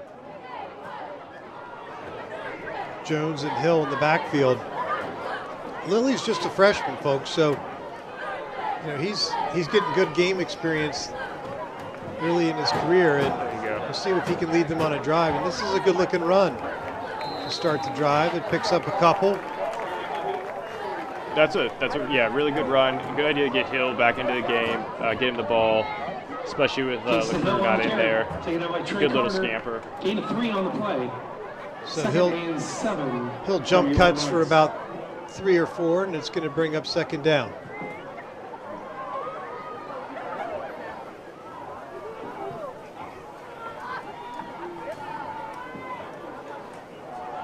Lily will hand it off to Jones. He's stuffed again. And that looks like they may have lost yardage on that play. Yeah, it looks like Jones got stuffed in the backfield. No gain on the play. It's going to be 3rd and 7. Roeder, 54 for the Braves, had another tackle. He's had several in this game. The Braves defensive line has done a good job in getting penetration and making tackles.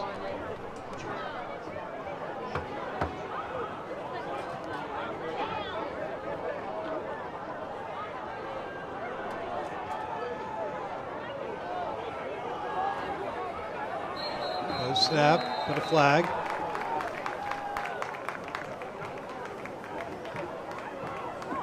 They'll start against the Knights. That's going to be a 5-yard penalty. That's going to make it 3rd and 12. And they're marking off 5 yards for a false start. Bring up 3rd and even longer now for the Knights.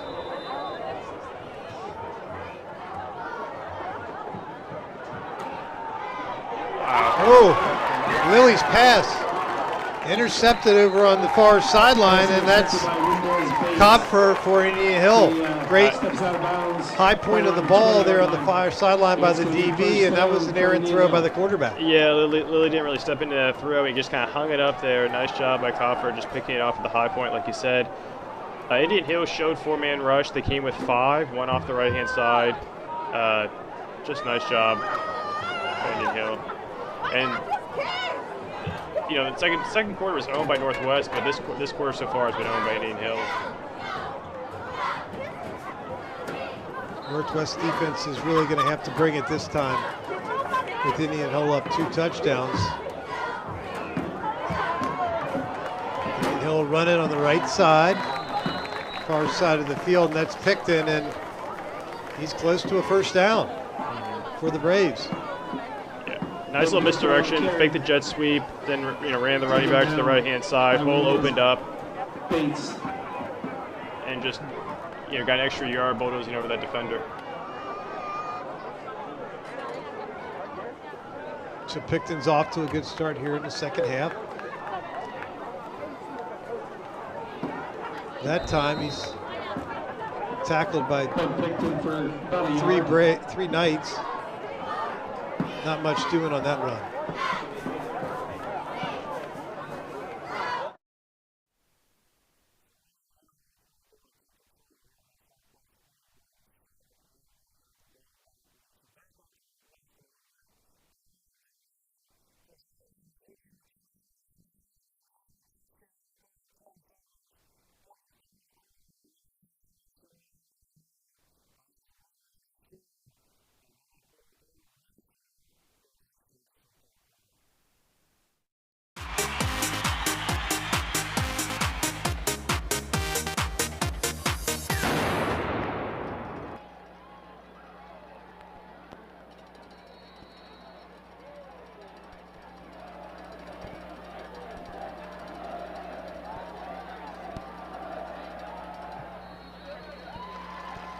Nickelman's kick is up and good.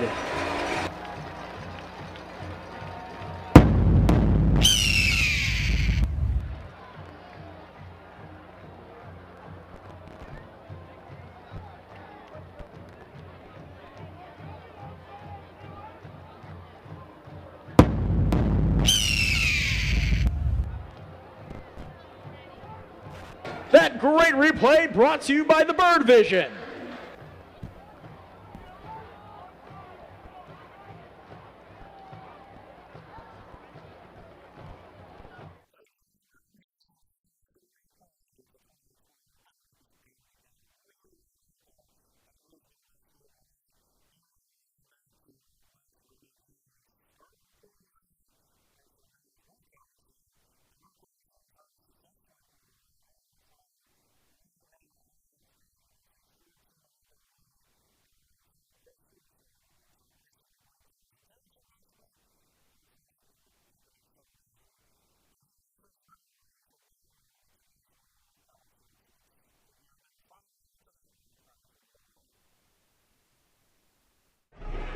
Don't see that a whole lot around here in Ohio, but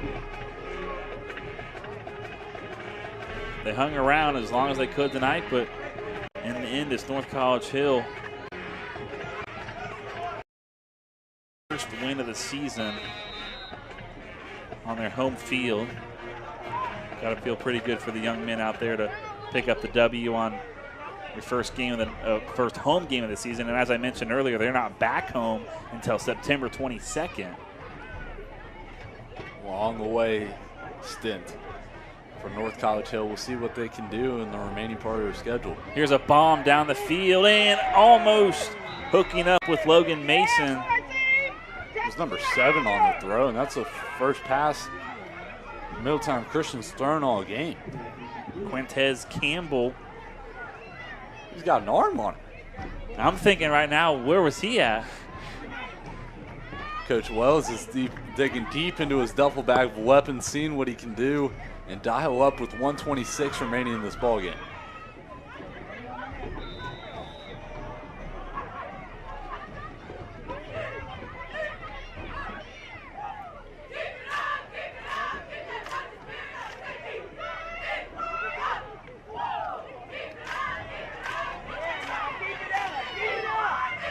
We're going to go back to him. Hit hard near midfield.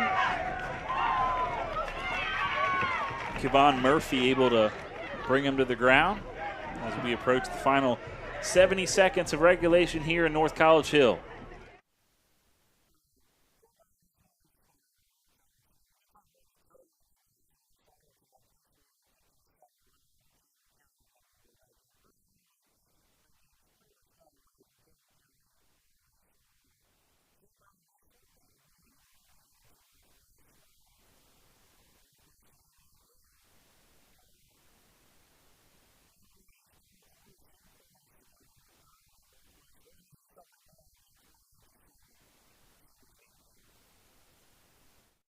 Again for Northwest. Lilly to pass. Deep. Picked off again. That's Charlie Rogers on the far side of the field at about the 50-yard line. He looked like the intended receiver on that play. Yeah, he absolutely did. It was a nice little pitch and catch from Jalen Lilly to Charlie Rogers, just not what Jalen Lilly wanted. 45-yard line. So Indian Hill already up 3 scores, takes over again with great field position. And for Northwest, that's the 3rd straight drive that's ended in a turnover. And as I mentioned earlier, they're not back home until September 22nd. Along the way stint for North College Hill. We'll see what they can do in the remaining part of their schedule. Here's a bomb down the field and almost hooking up with Logan Mason. It was number 7 on the throw, and that's the first pass Middletown Christian's thrown all game. Quintez Campbell. He's got an arm on him. I'm thinking right now, where was he at? Coach Wells is digging deep into his duffel bag of weapons, seeing what he can do, and dial up with 1:26 remaining in this ballgame.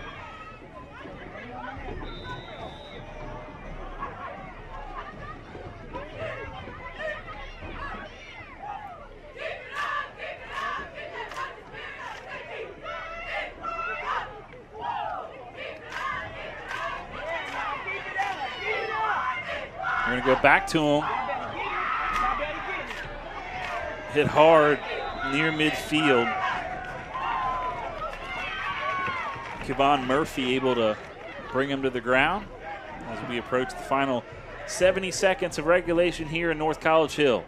That's what we were talking about earlier.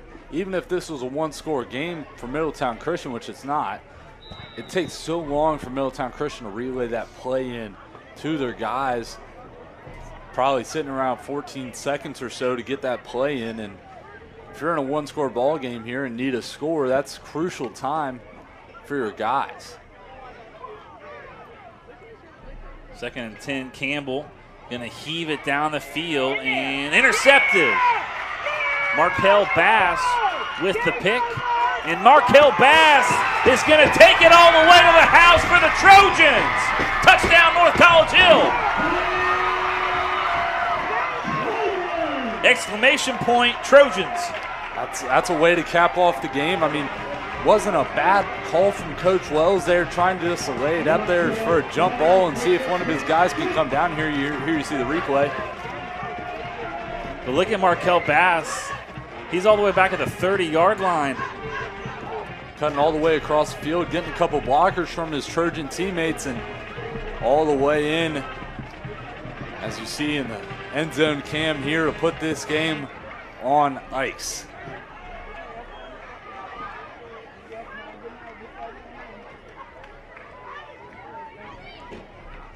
Markel Bass, a senior on this Trojan team.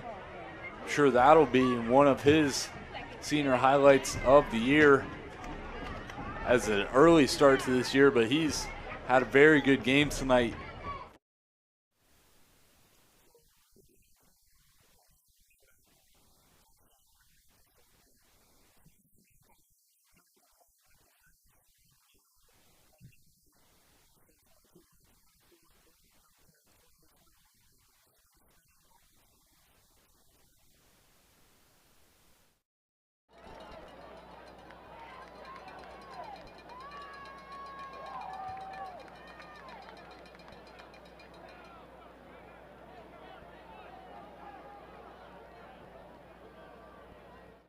Picked it in the backfield. Referral. Call 1-800. Keep it on the ground.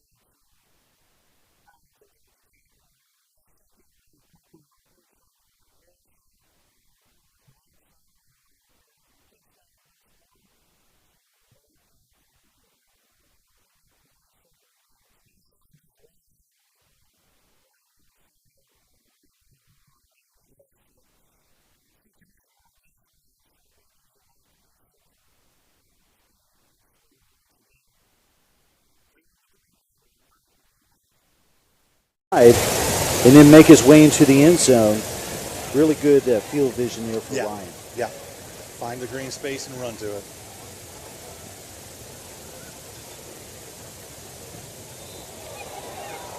Yeah. Extra point's good, but we're going to have a penalty there on the kickoff. After the kick and the touchdown, the Trojans go up 42-7 over the Harrison Wildcats. 8:20 left in tonight's game. You know, Aaron, we were talking earlier at halftime there about the food drive and Yes. supply drive for the wildfires in Hawaii.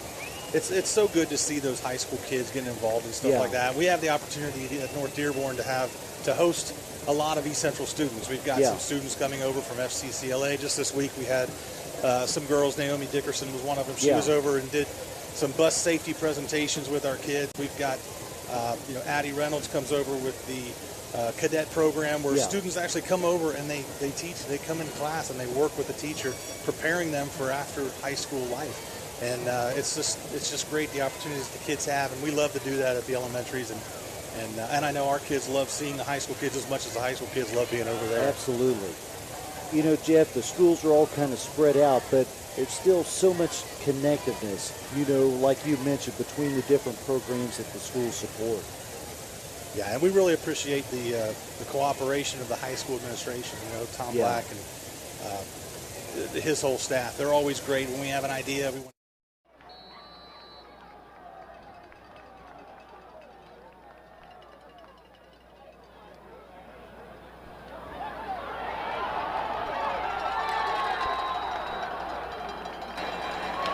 Quarterback Evan Petzer on the run. He will step out of bounds at around the 3-yard line. That'll make it 2nd and goal for the Colonels on the Bluebird 3-yard line.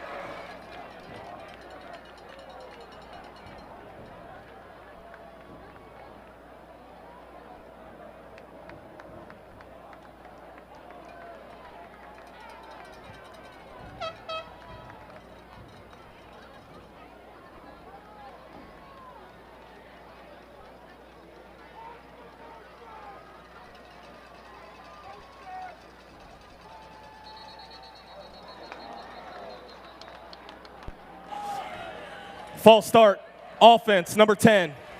5-yard penalty, still 2nd down.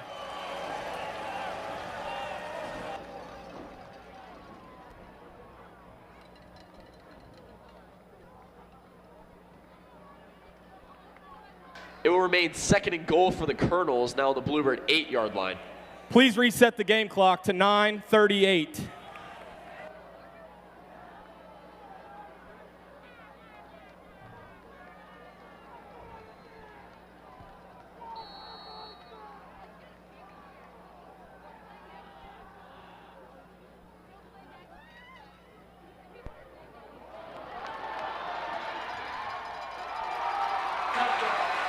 Touchdown Colonels.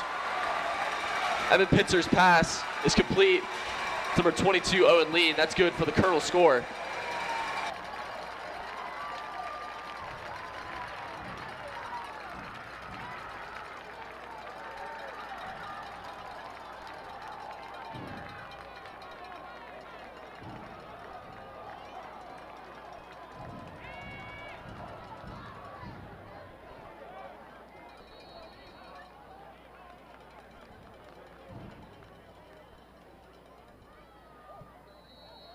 Witzel's point after is good. With 9:33 left, Colonels 35, Birds 21.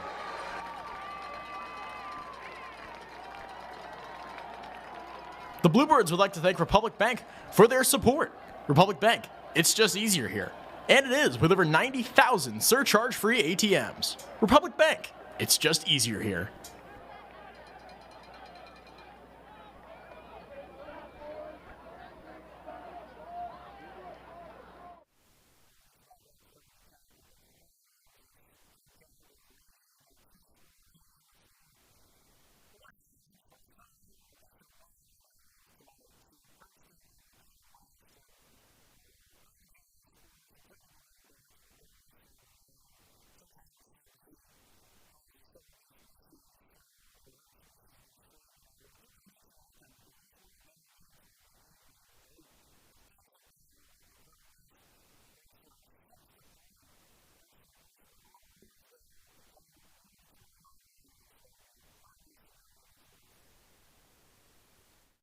Going to be wrapped up by Jacob Asbeck. That was Antonio Hunter there on the 25-yard line.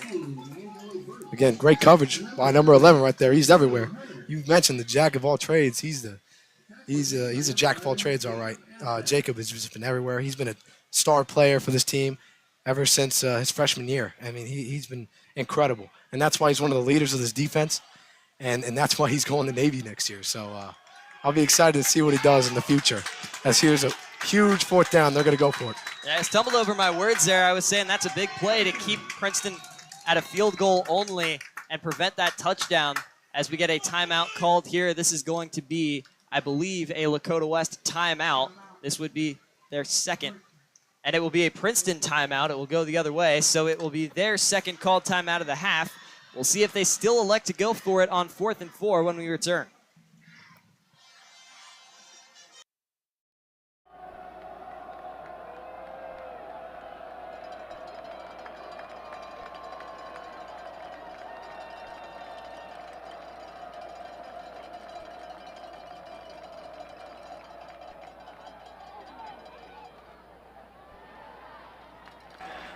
Banky's pass intended for number 7, Jackson Arnold, is complete.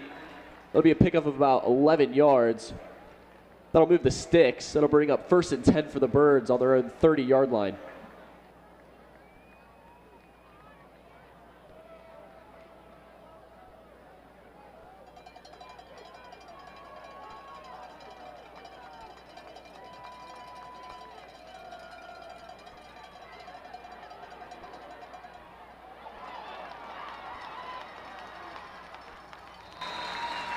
Banky drops back and keeps it on the run. He'll bring it into Covington Catholic territory. That'll be good enough for a Birds 1st down. It'll be 1st and 10 for Highlands on the Colonel 45-yard line.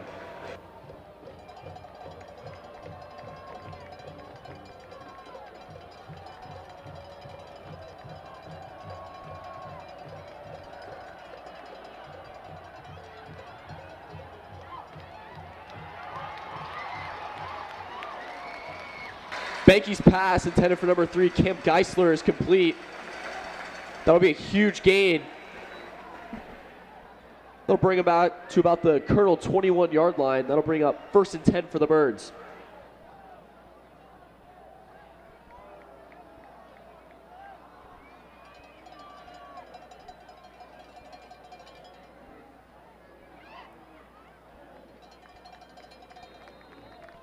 Behnke keeps it, picks up about 2 yards on the play. It'll bring up 2nd and 8 for the Birds on the Covington Catholic 19-yard line.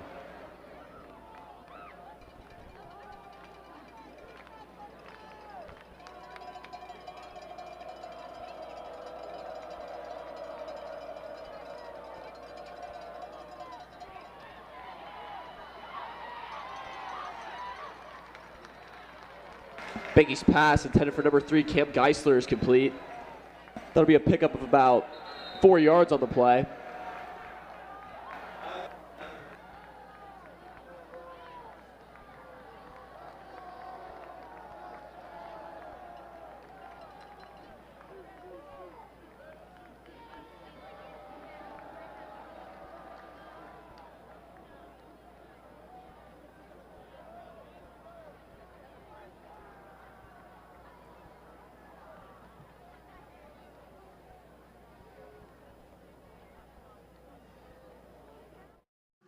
And they'll spot it there on the 2. Here comes Judah for a goal line stand. They're going quick here, but they're going to send everybody. This is smash mouth football right here. High school football, hands it off. Run to the right side, Hambrick. Did he get in? It looks like he will. Pile being pushed. Touchdown, Vikings.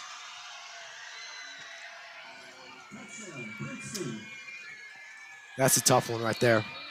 But the only thing you can do now is bounce back from that. You got to go quick. You got to play with some urgency now.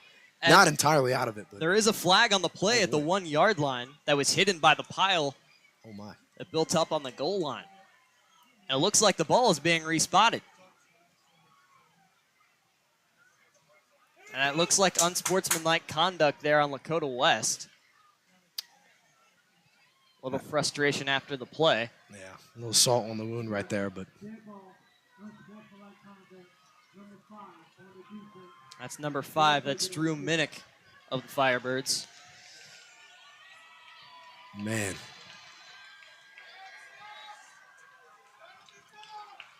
Out for the PAT. I believe this is Parker Evans. And it's blocked. Princeton 0 for 2 on point after attempts so far today. As this will stay a 12-3 ball game.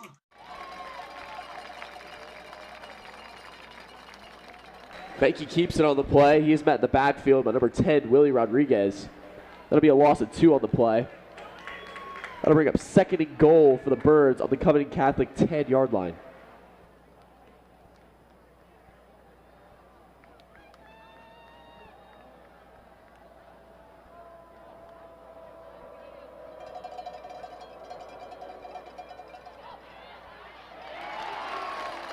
Behnke's pass intended for number 3, Cam Geisler, is good for no gain. That'll bring up 3rd and goal for the Birds on the Colonel 10-yard line.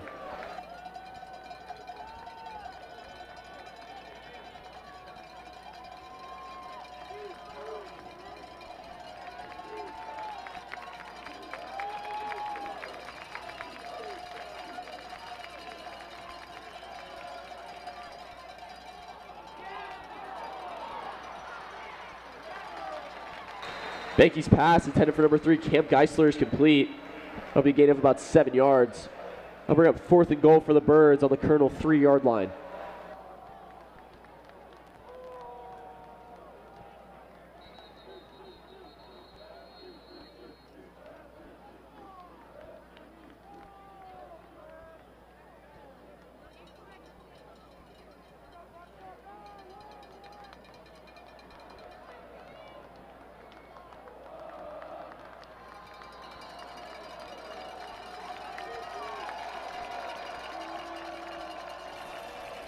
Timeout, Cuffcath.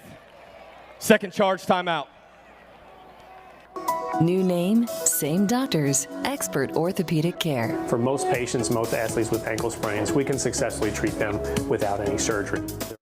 Long as this one, line drive kick through the back of the end zone. West starting from the 20. All right, I'm going to be curious to see what they do here. You got to pass the ball in this situation. If you run the ball, you're just going to run yourself into the ground and probably waste your own time in the clock. So you got to pass the ball here. And you got to go to your certain guys. You got to go to your targets. You got to see Remy. Remy's your deep threat. Barnett's your underneath route. And Luca's just your target. If there's no other option, he's the check down. He should be the check down because he can make plays happen.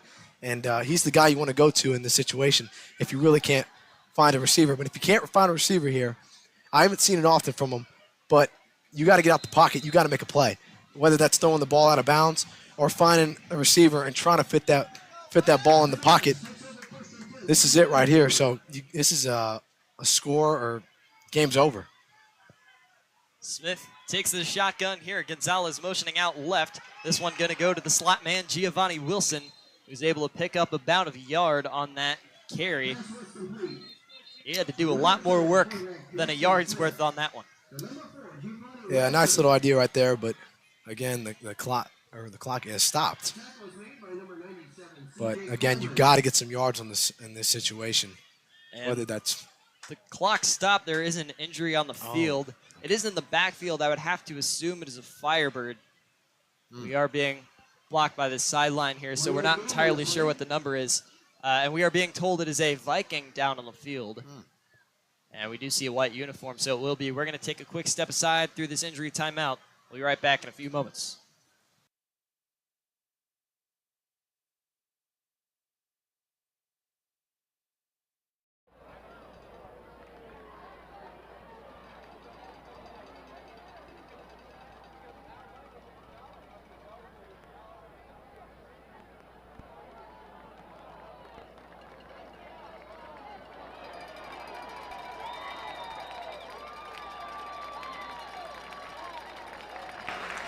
Quarterback keeper on the play, Evan Pitzer.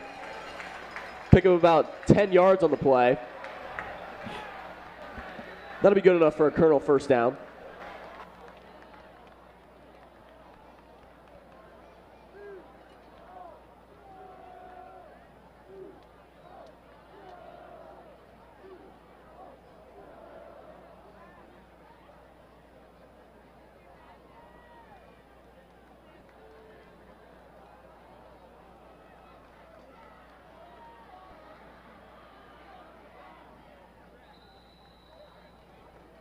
Pitzer hands the ball off to number 22, Owen Lean.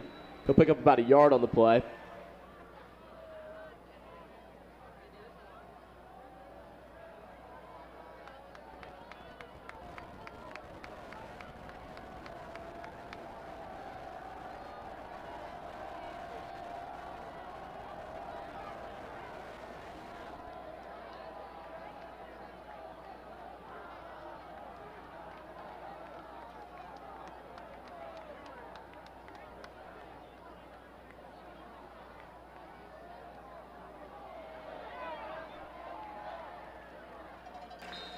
Pitzer hands it off again to number 22, Owen Lean.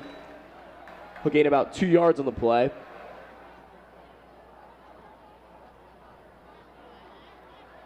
They'll make it 3rd and 6 for the Colonels on their own 17-yard line.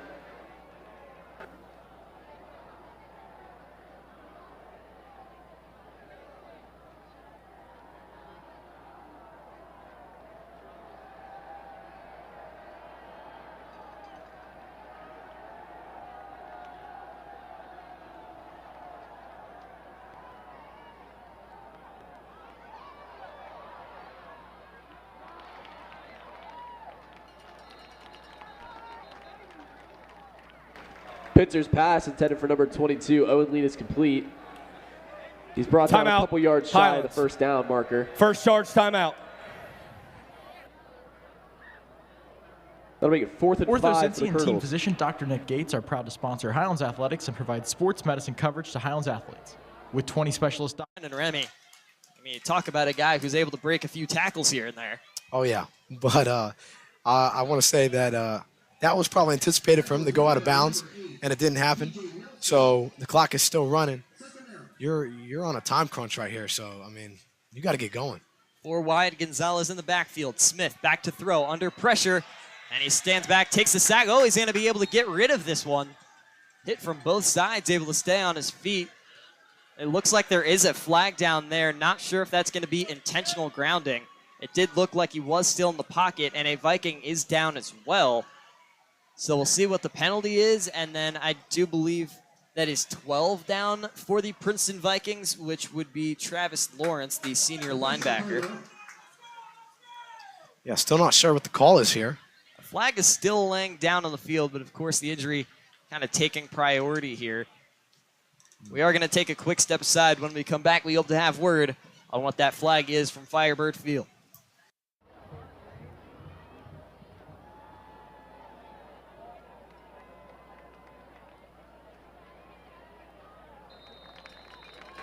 Surrey's return is good for about 6 yards. He'll bring it to about midfield. Birds will start their drive 1st and 10 on their own 49-yard line.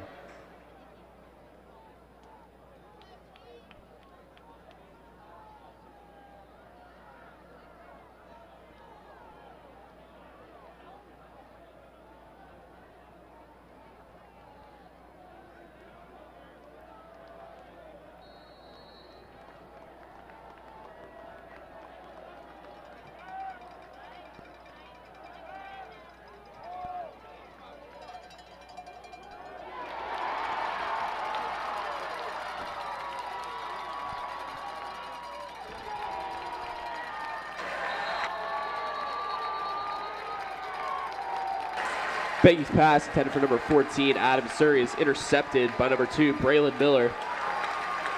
He'll return it to about the Covington Catholic 46-yard line.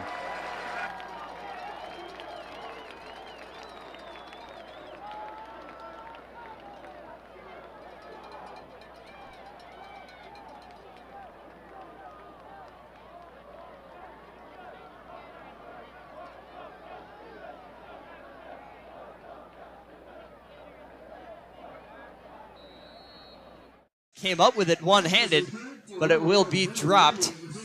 Would have brought the Firebirds to the 50, and Marquardt comes on. We saw this last week.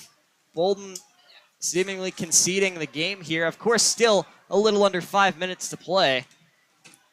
And you obviously don't want to give Princeton that field position, but you got to wonder maybe even an attempt to draw him off sides to get 5 yards or something would be better than a punt here. Yeah, I think it's a confidence call. I think he's more confident in his defense, creating a turnover and creating this momentum that hopefully they can get some points on the board. So, I mean, I don't blame him. The defense has done a great job all night. They've had a test, and their test is stopping this quarterback option. But, again, they've done a solid job. I mean, that's 12 points. 12 points in a high school game is nothing today. And, I mean, they stand the test, but, again, it's just the offense just not clicking. We saw it on one drive. It looked pretty good, but then after that, they just fall out of rhythm, and it's back to the week 1 against St. X. I mean, it just looked out of rhythm, and Jackson looked frantic in the pocket and making that mistake of throwing it out of bounds. That was tough, but yeah, he's just trying to make something happen. Handoff here finds Hambrick, able to fight for about 2.5 yards up the middle here. Clock continues to run. Yep, it's all clock management at this point. It's all going to be read options. It's all going to be handoffs. The game will be played through the ground in this last 4:30 and counting. So don't be surprised if they hand the ball off here again. So we'll just see if this Firebird defense can stop them here. There's going to be a keeper here for Birch. Flag thrown, play blown dead. See what the call is here. And it's going to be a false start blowing the play dead. Vikings backed up 5. Good news for the West defense. Helps them out. Of course, West still with 2 timeouts. 4 minutes and 14 seconds remaining. It'll be interesting to see how they choose to use them. Yeah. Yeah, clock is ticking, so they will definitely take up that play clock as much as they can. You see the Vikings here, no hurry getting to that line as we across the 4-minute mark. Yeah. Remaining in this game, and some of the student sections starting to file out. This is going to be a handoff up the middle. Gain of 2.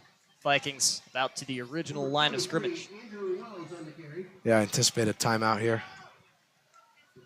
Once again, that was Andrew Wells up the middle for the Vikings.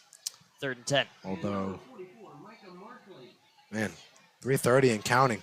They're really eating up this clock. I mean, I don't know. I don't know what to say. You already know what's going to happen. It's going to be another run. It'll be another read option type of play. As you said, the crowd is starting to file out one by one. 3 minutes, 10 seconds remain. Snap taken by Birch. He's going to run with this one up the left side. Read well by the West defense. 4th down on the way. There's that timeout. Yep, one of the 2 remaining. We're going to take a step aside with him. Big punt on the way for the Vikings. We'll see what the Firebirds able to do on special teams when we return.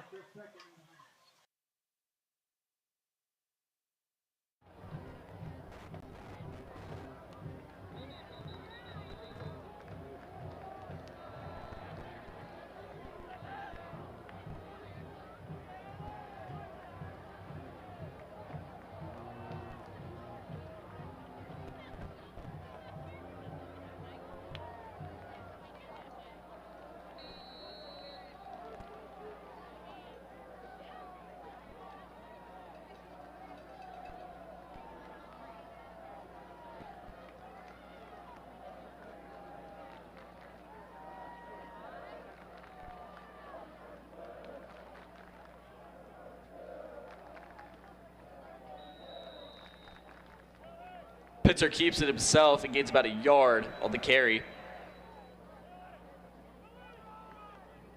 That'll bring up 3rd and 7 for the Colonels on the Bluebird 21-yard line.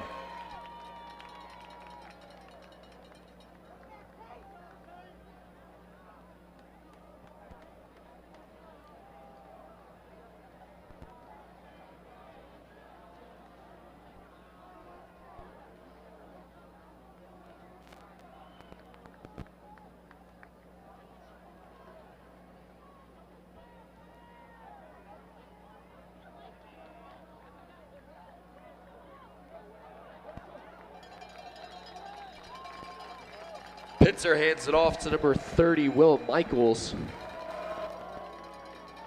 He'll be brought down about 2 yards shy of the 1st down.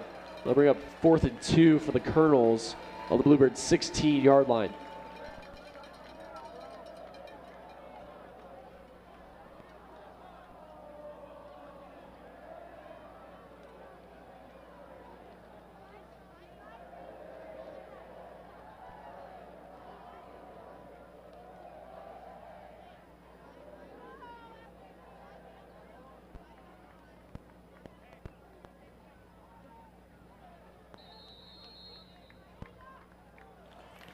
Timeout, Cuff-Cath.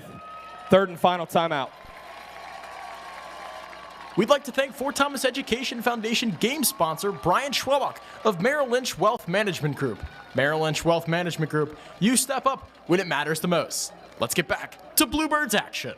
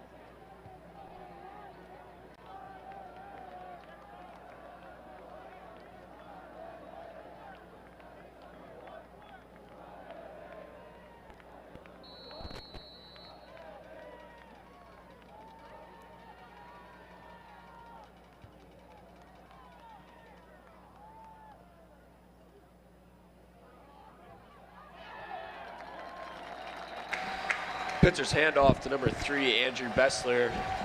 Gets enough yardage to move the sticks. That'll be good enough for another Colonel 1st down.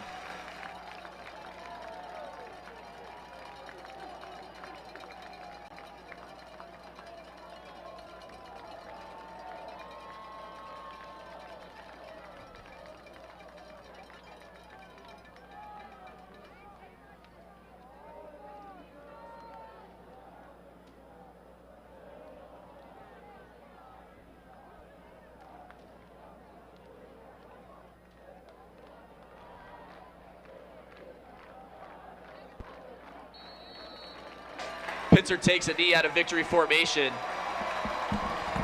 That'll do it. Your final score, Covington Catholic Colonels 35, Highlands Bluebirds 21. Thank you for coming out to tonight's matchup. Drive home safe.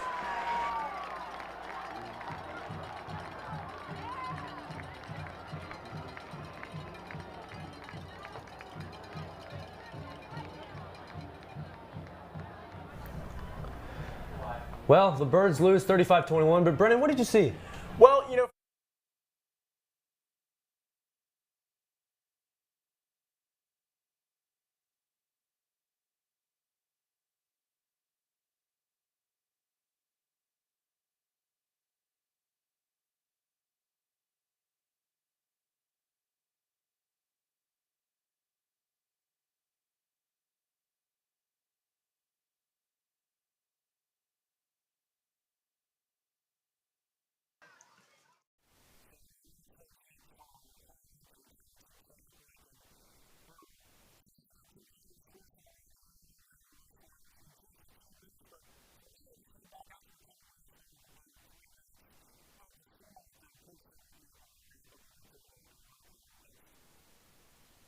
The holder, this game stays 18-3.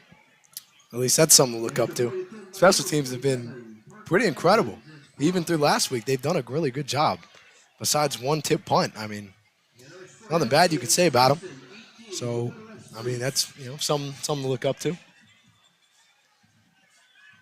2 minutes, 40 seconds remain prior to this kickoff here.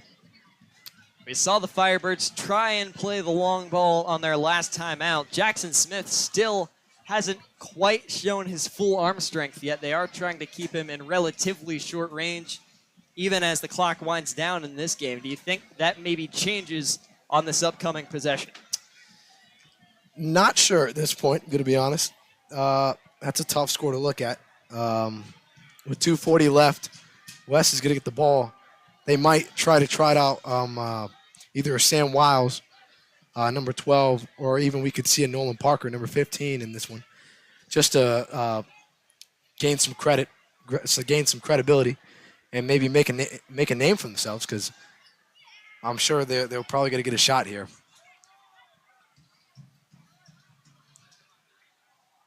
Both special teams units still getting set here for the final 2:40. Ball gets teed up, kicking things away will be Cole Kimball. I will say this is definitely the longest game I've been a part of in a while. It felt like it was moving fast there at the start, but between all the injury timeouts, the flags, this game, there's significantly more flags on the field this week than we saw last week. You can say that again. Taken inside the 5, Remy down the Princeton sideline, lowering the helmet there as he crossed the 15 to about the 17-yard line is where he's going to go down. All right, so I believe that was that's the second team, special teams on the field right there. So this is for credibility, and this is for individual performance at this point on this drive. Is you'll see a new face. It will be the 4th quarterback we've seen in the game today, Nolan Parker, as you mentioned, coming out here as we get a timeout. This will be a timeout for the Princeton Vikings, their final of the ball game. We'll step aside with them.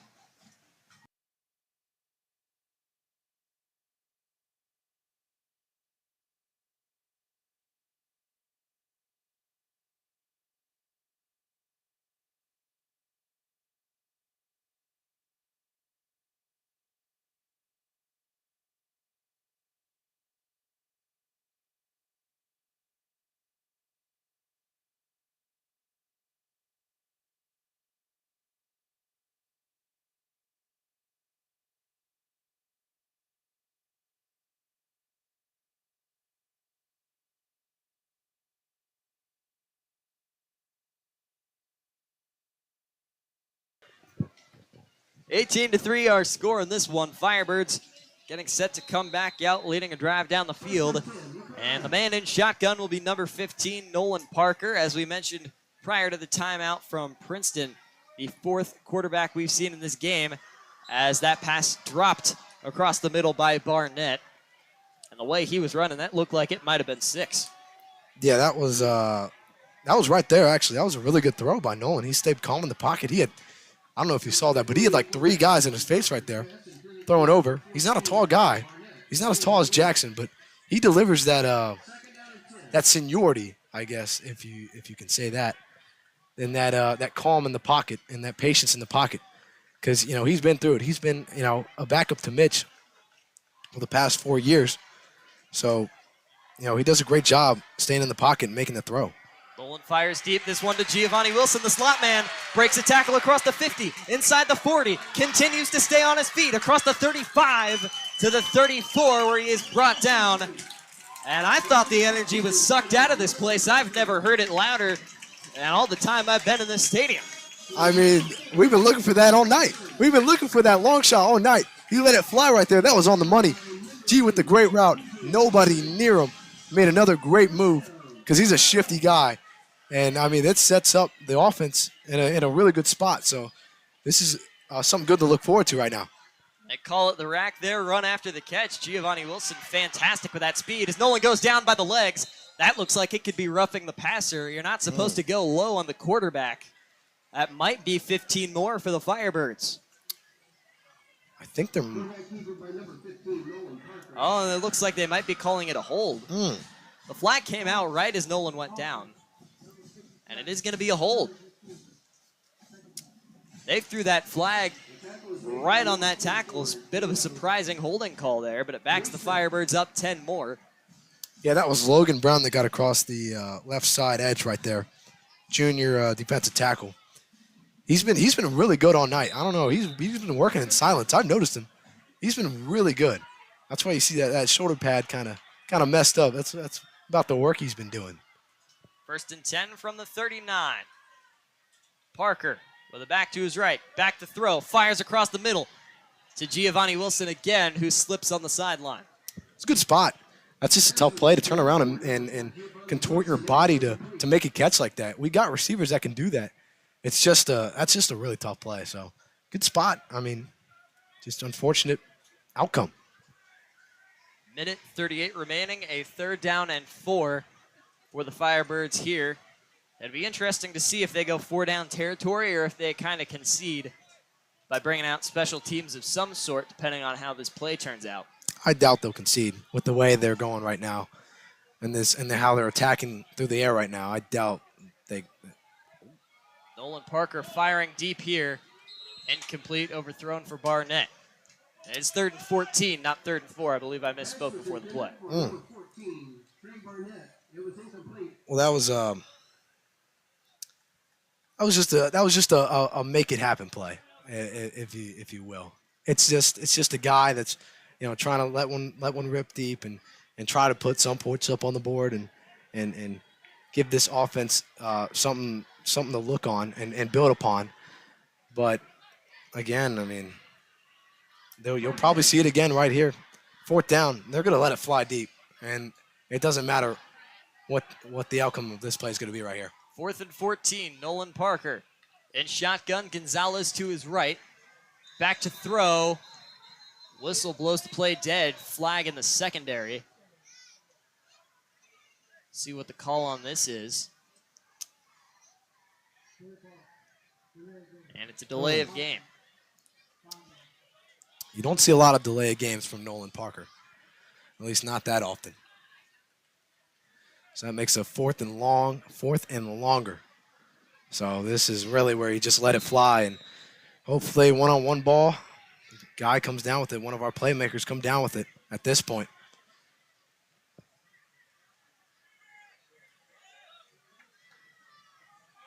Firebirds going 4 wide here.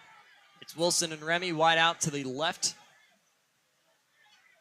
Barnett, and I believe that is Drew Minnick out wide to the right side as Nolan Parker goes down. Sack on the 50-yard line, turnover on downs. And West has a timeout. It'll be interesting to see if they use it, but even if they do, Vikings could come out in victory formation and end it. Yeah, just all around great effort by Princeton. They've done a great job breaking down this West offense. You got to give credit where credit's due, and that's where you give credit is that Princeton defense. They've only held West to 3 points. I mean, this isn't a St. X defense, obviously, but I mean, they've done their jobs. They did their job. They got the job done on the defensive side of the ball. But again, you just got to give credit where credit's due. Here's a victory formation right here. Birch a few steps back and a knee. No timeout taken from the West side. Stands officially clearing out here at Lakota West High School. The final score in this one, the Princeton Vikings 18, the Lakota West Firebirds 3. And of course, we look back on last week compared to this week, a lot of the same negatives, a lot of the same positives. Did we take anything else positive away from this performance on offense here tonight?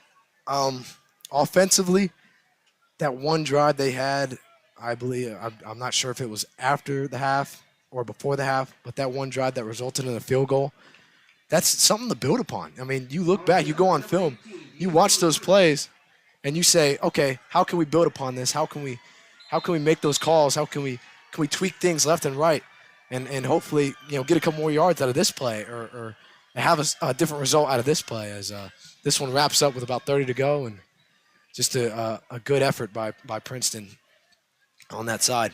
15 seconds on the play clock, over 20 on the game clock, although both teams lining up for a handshake line here, and they will have to be brought back to their sidelines, although really isn't a mystery who has this game won, and that will do it. Under 10 seconds to go as clock will run out. 18-3 the final score on this one. Thanks for tuning in to this Lakota West Student Broadcasting stream. I've been Nick Johnson, alongside me Jordan Hauk.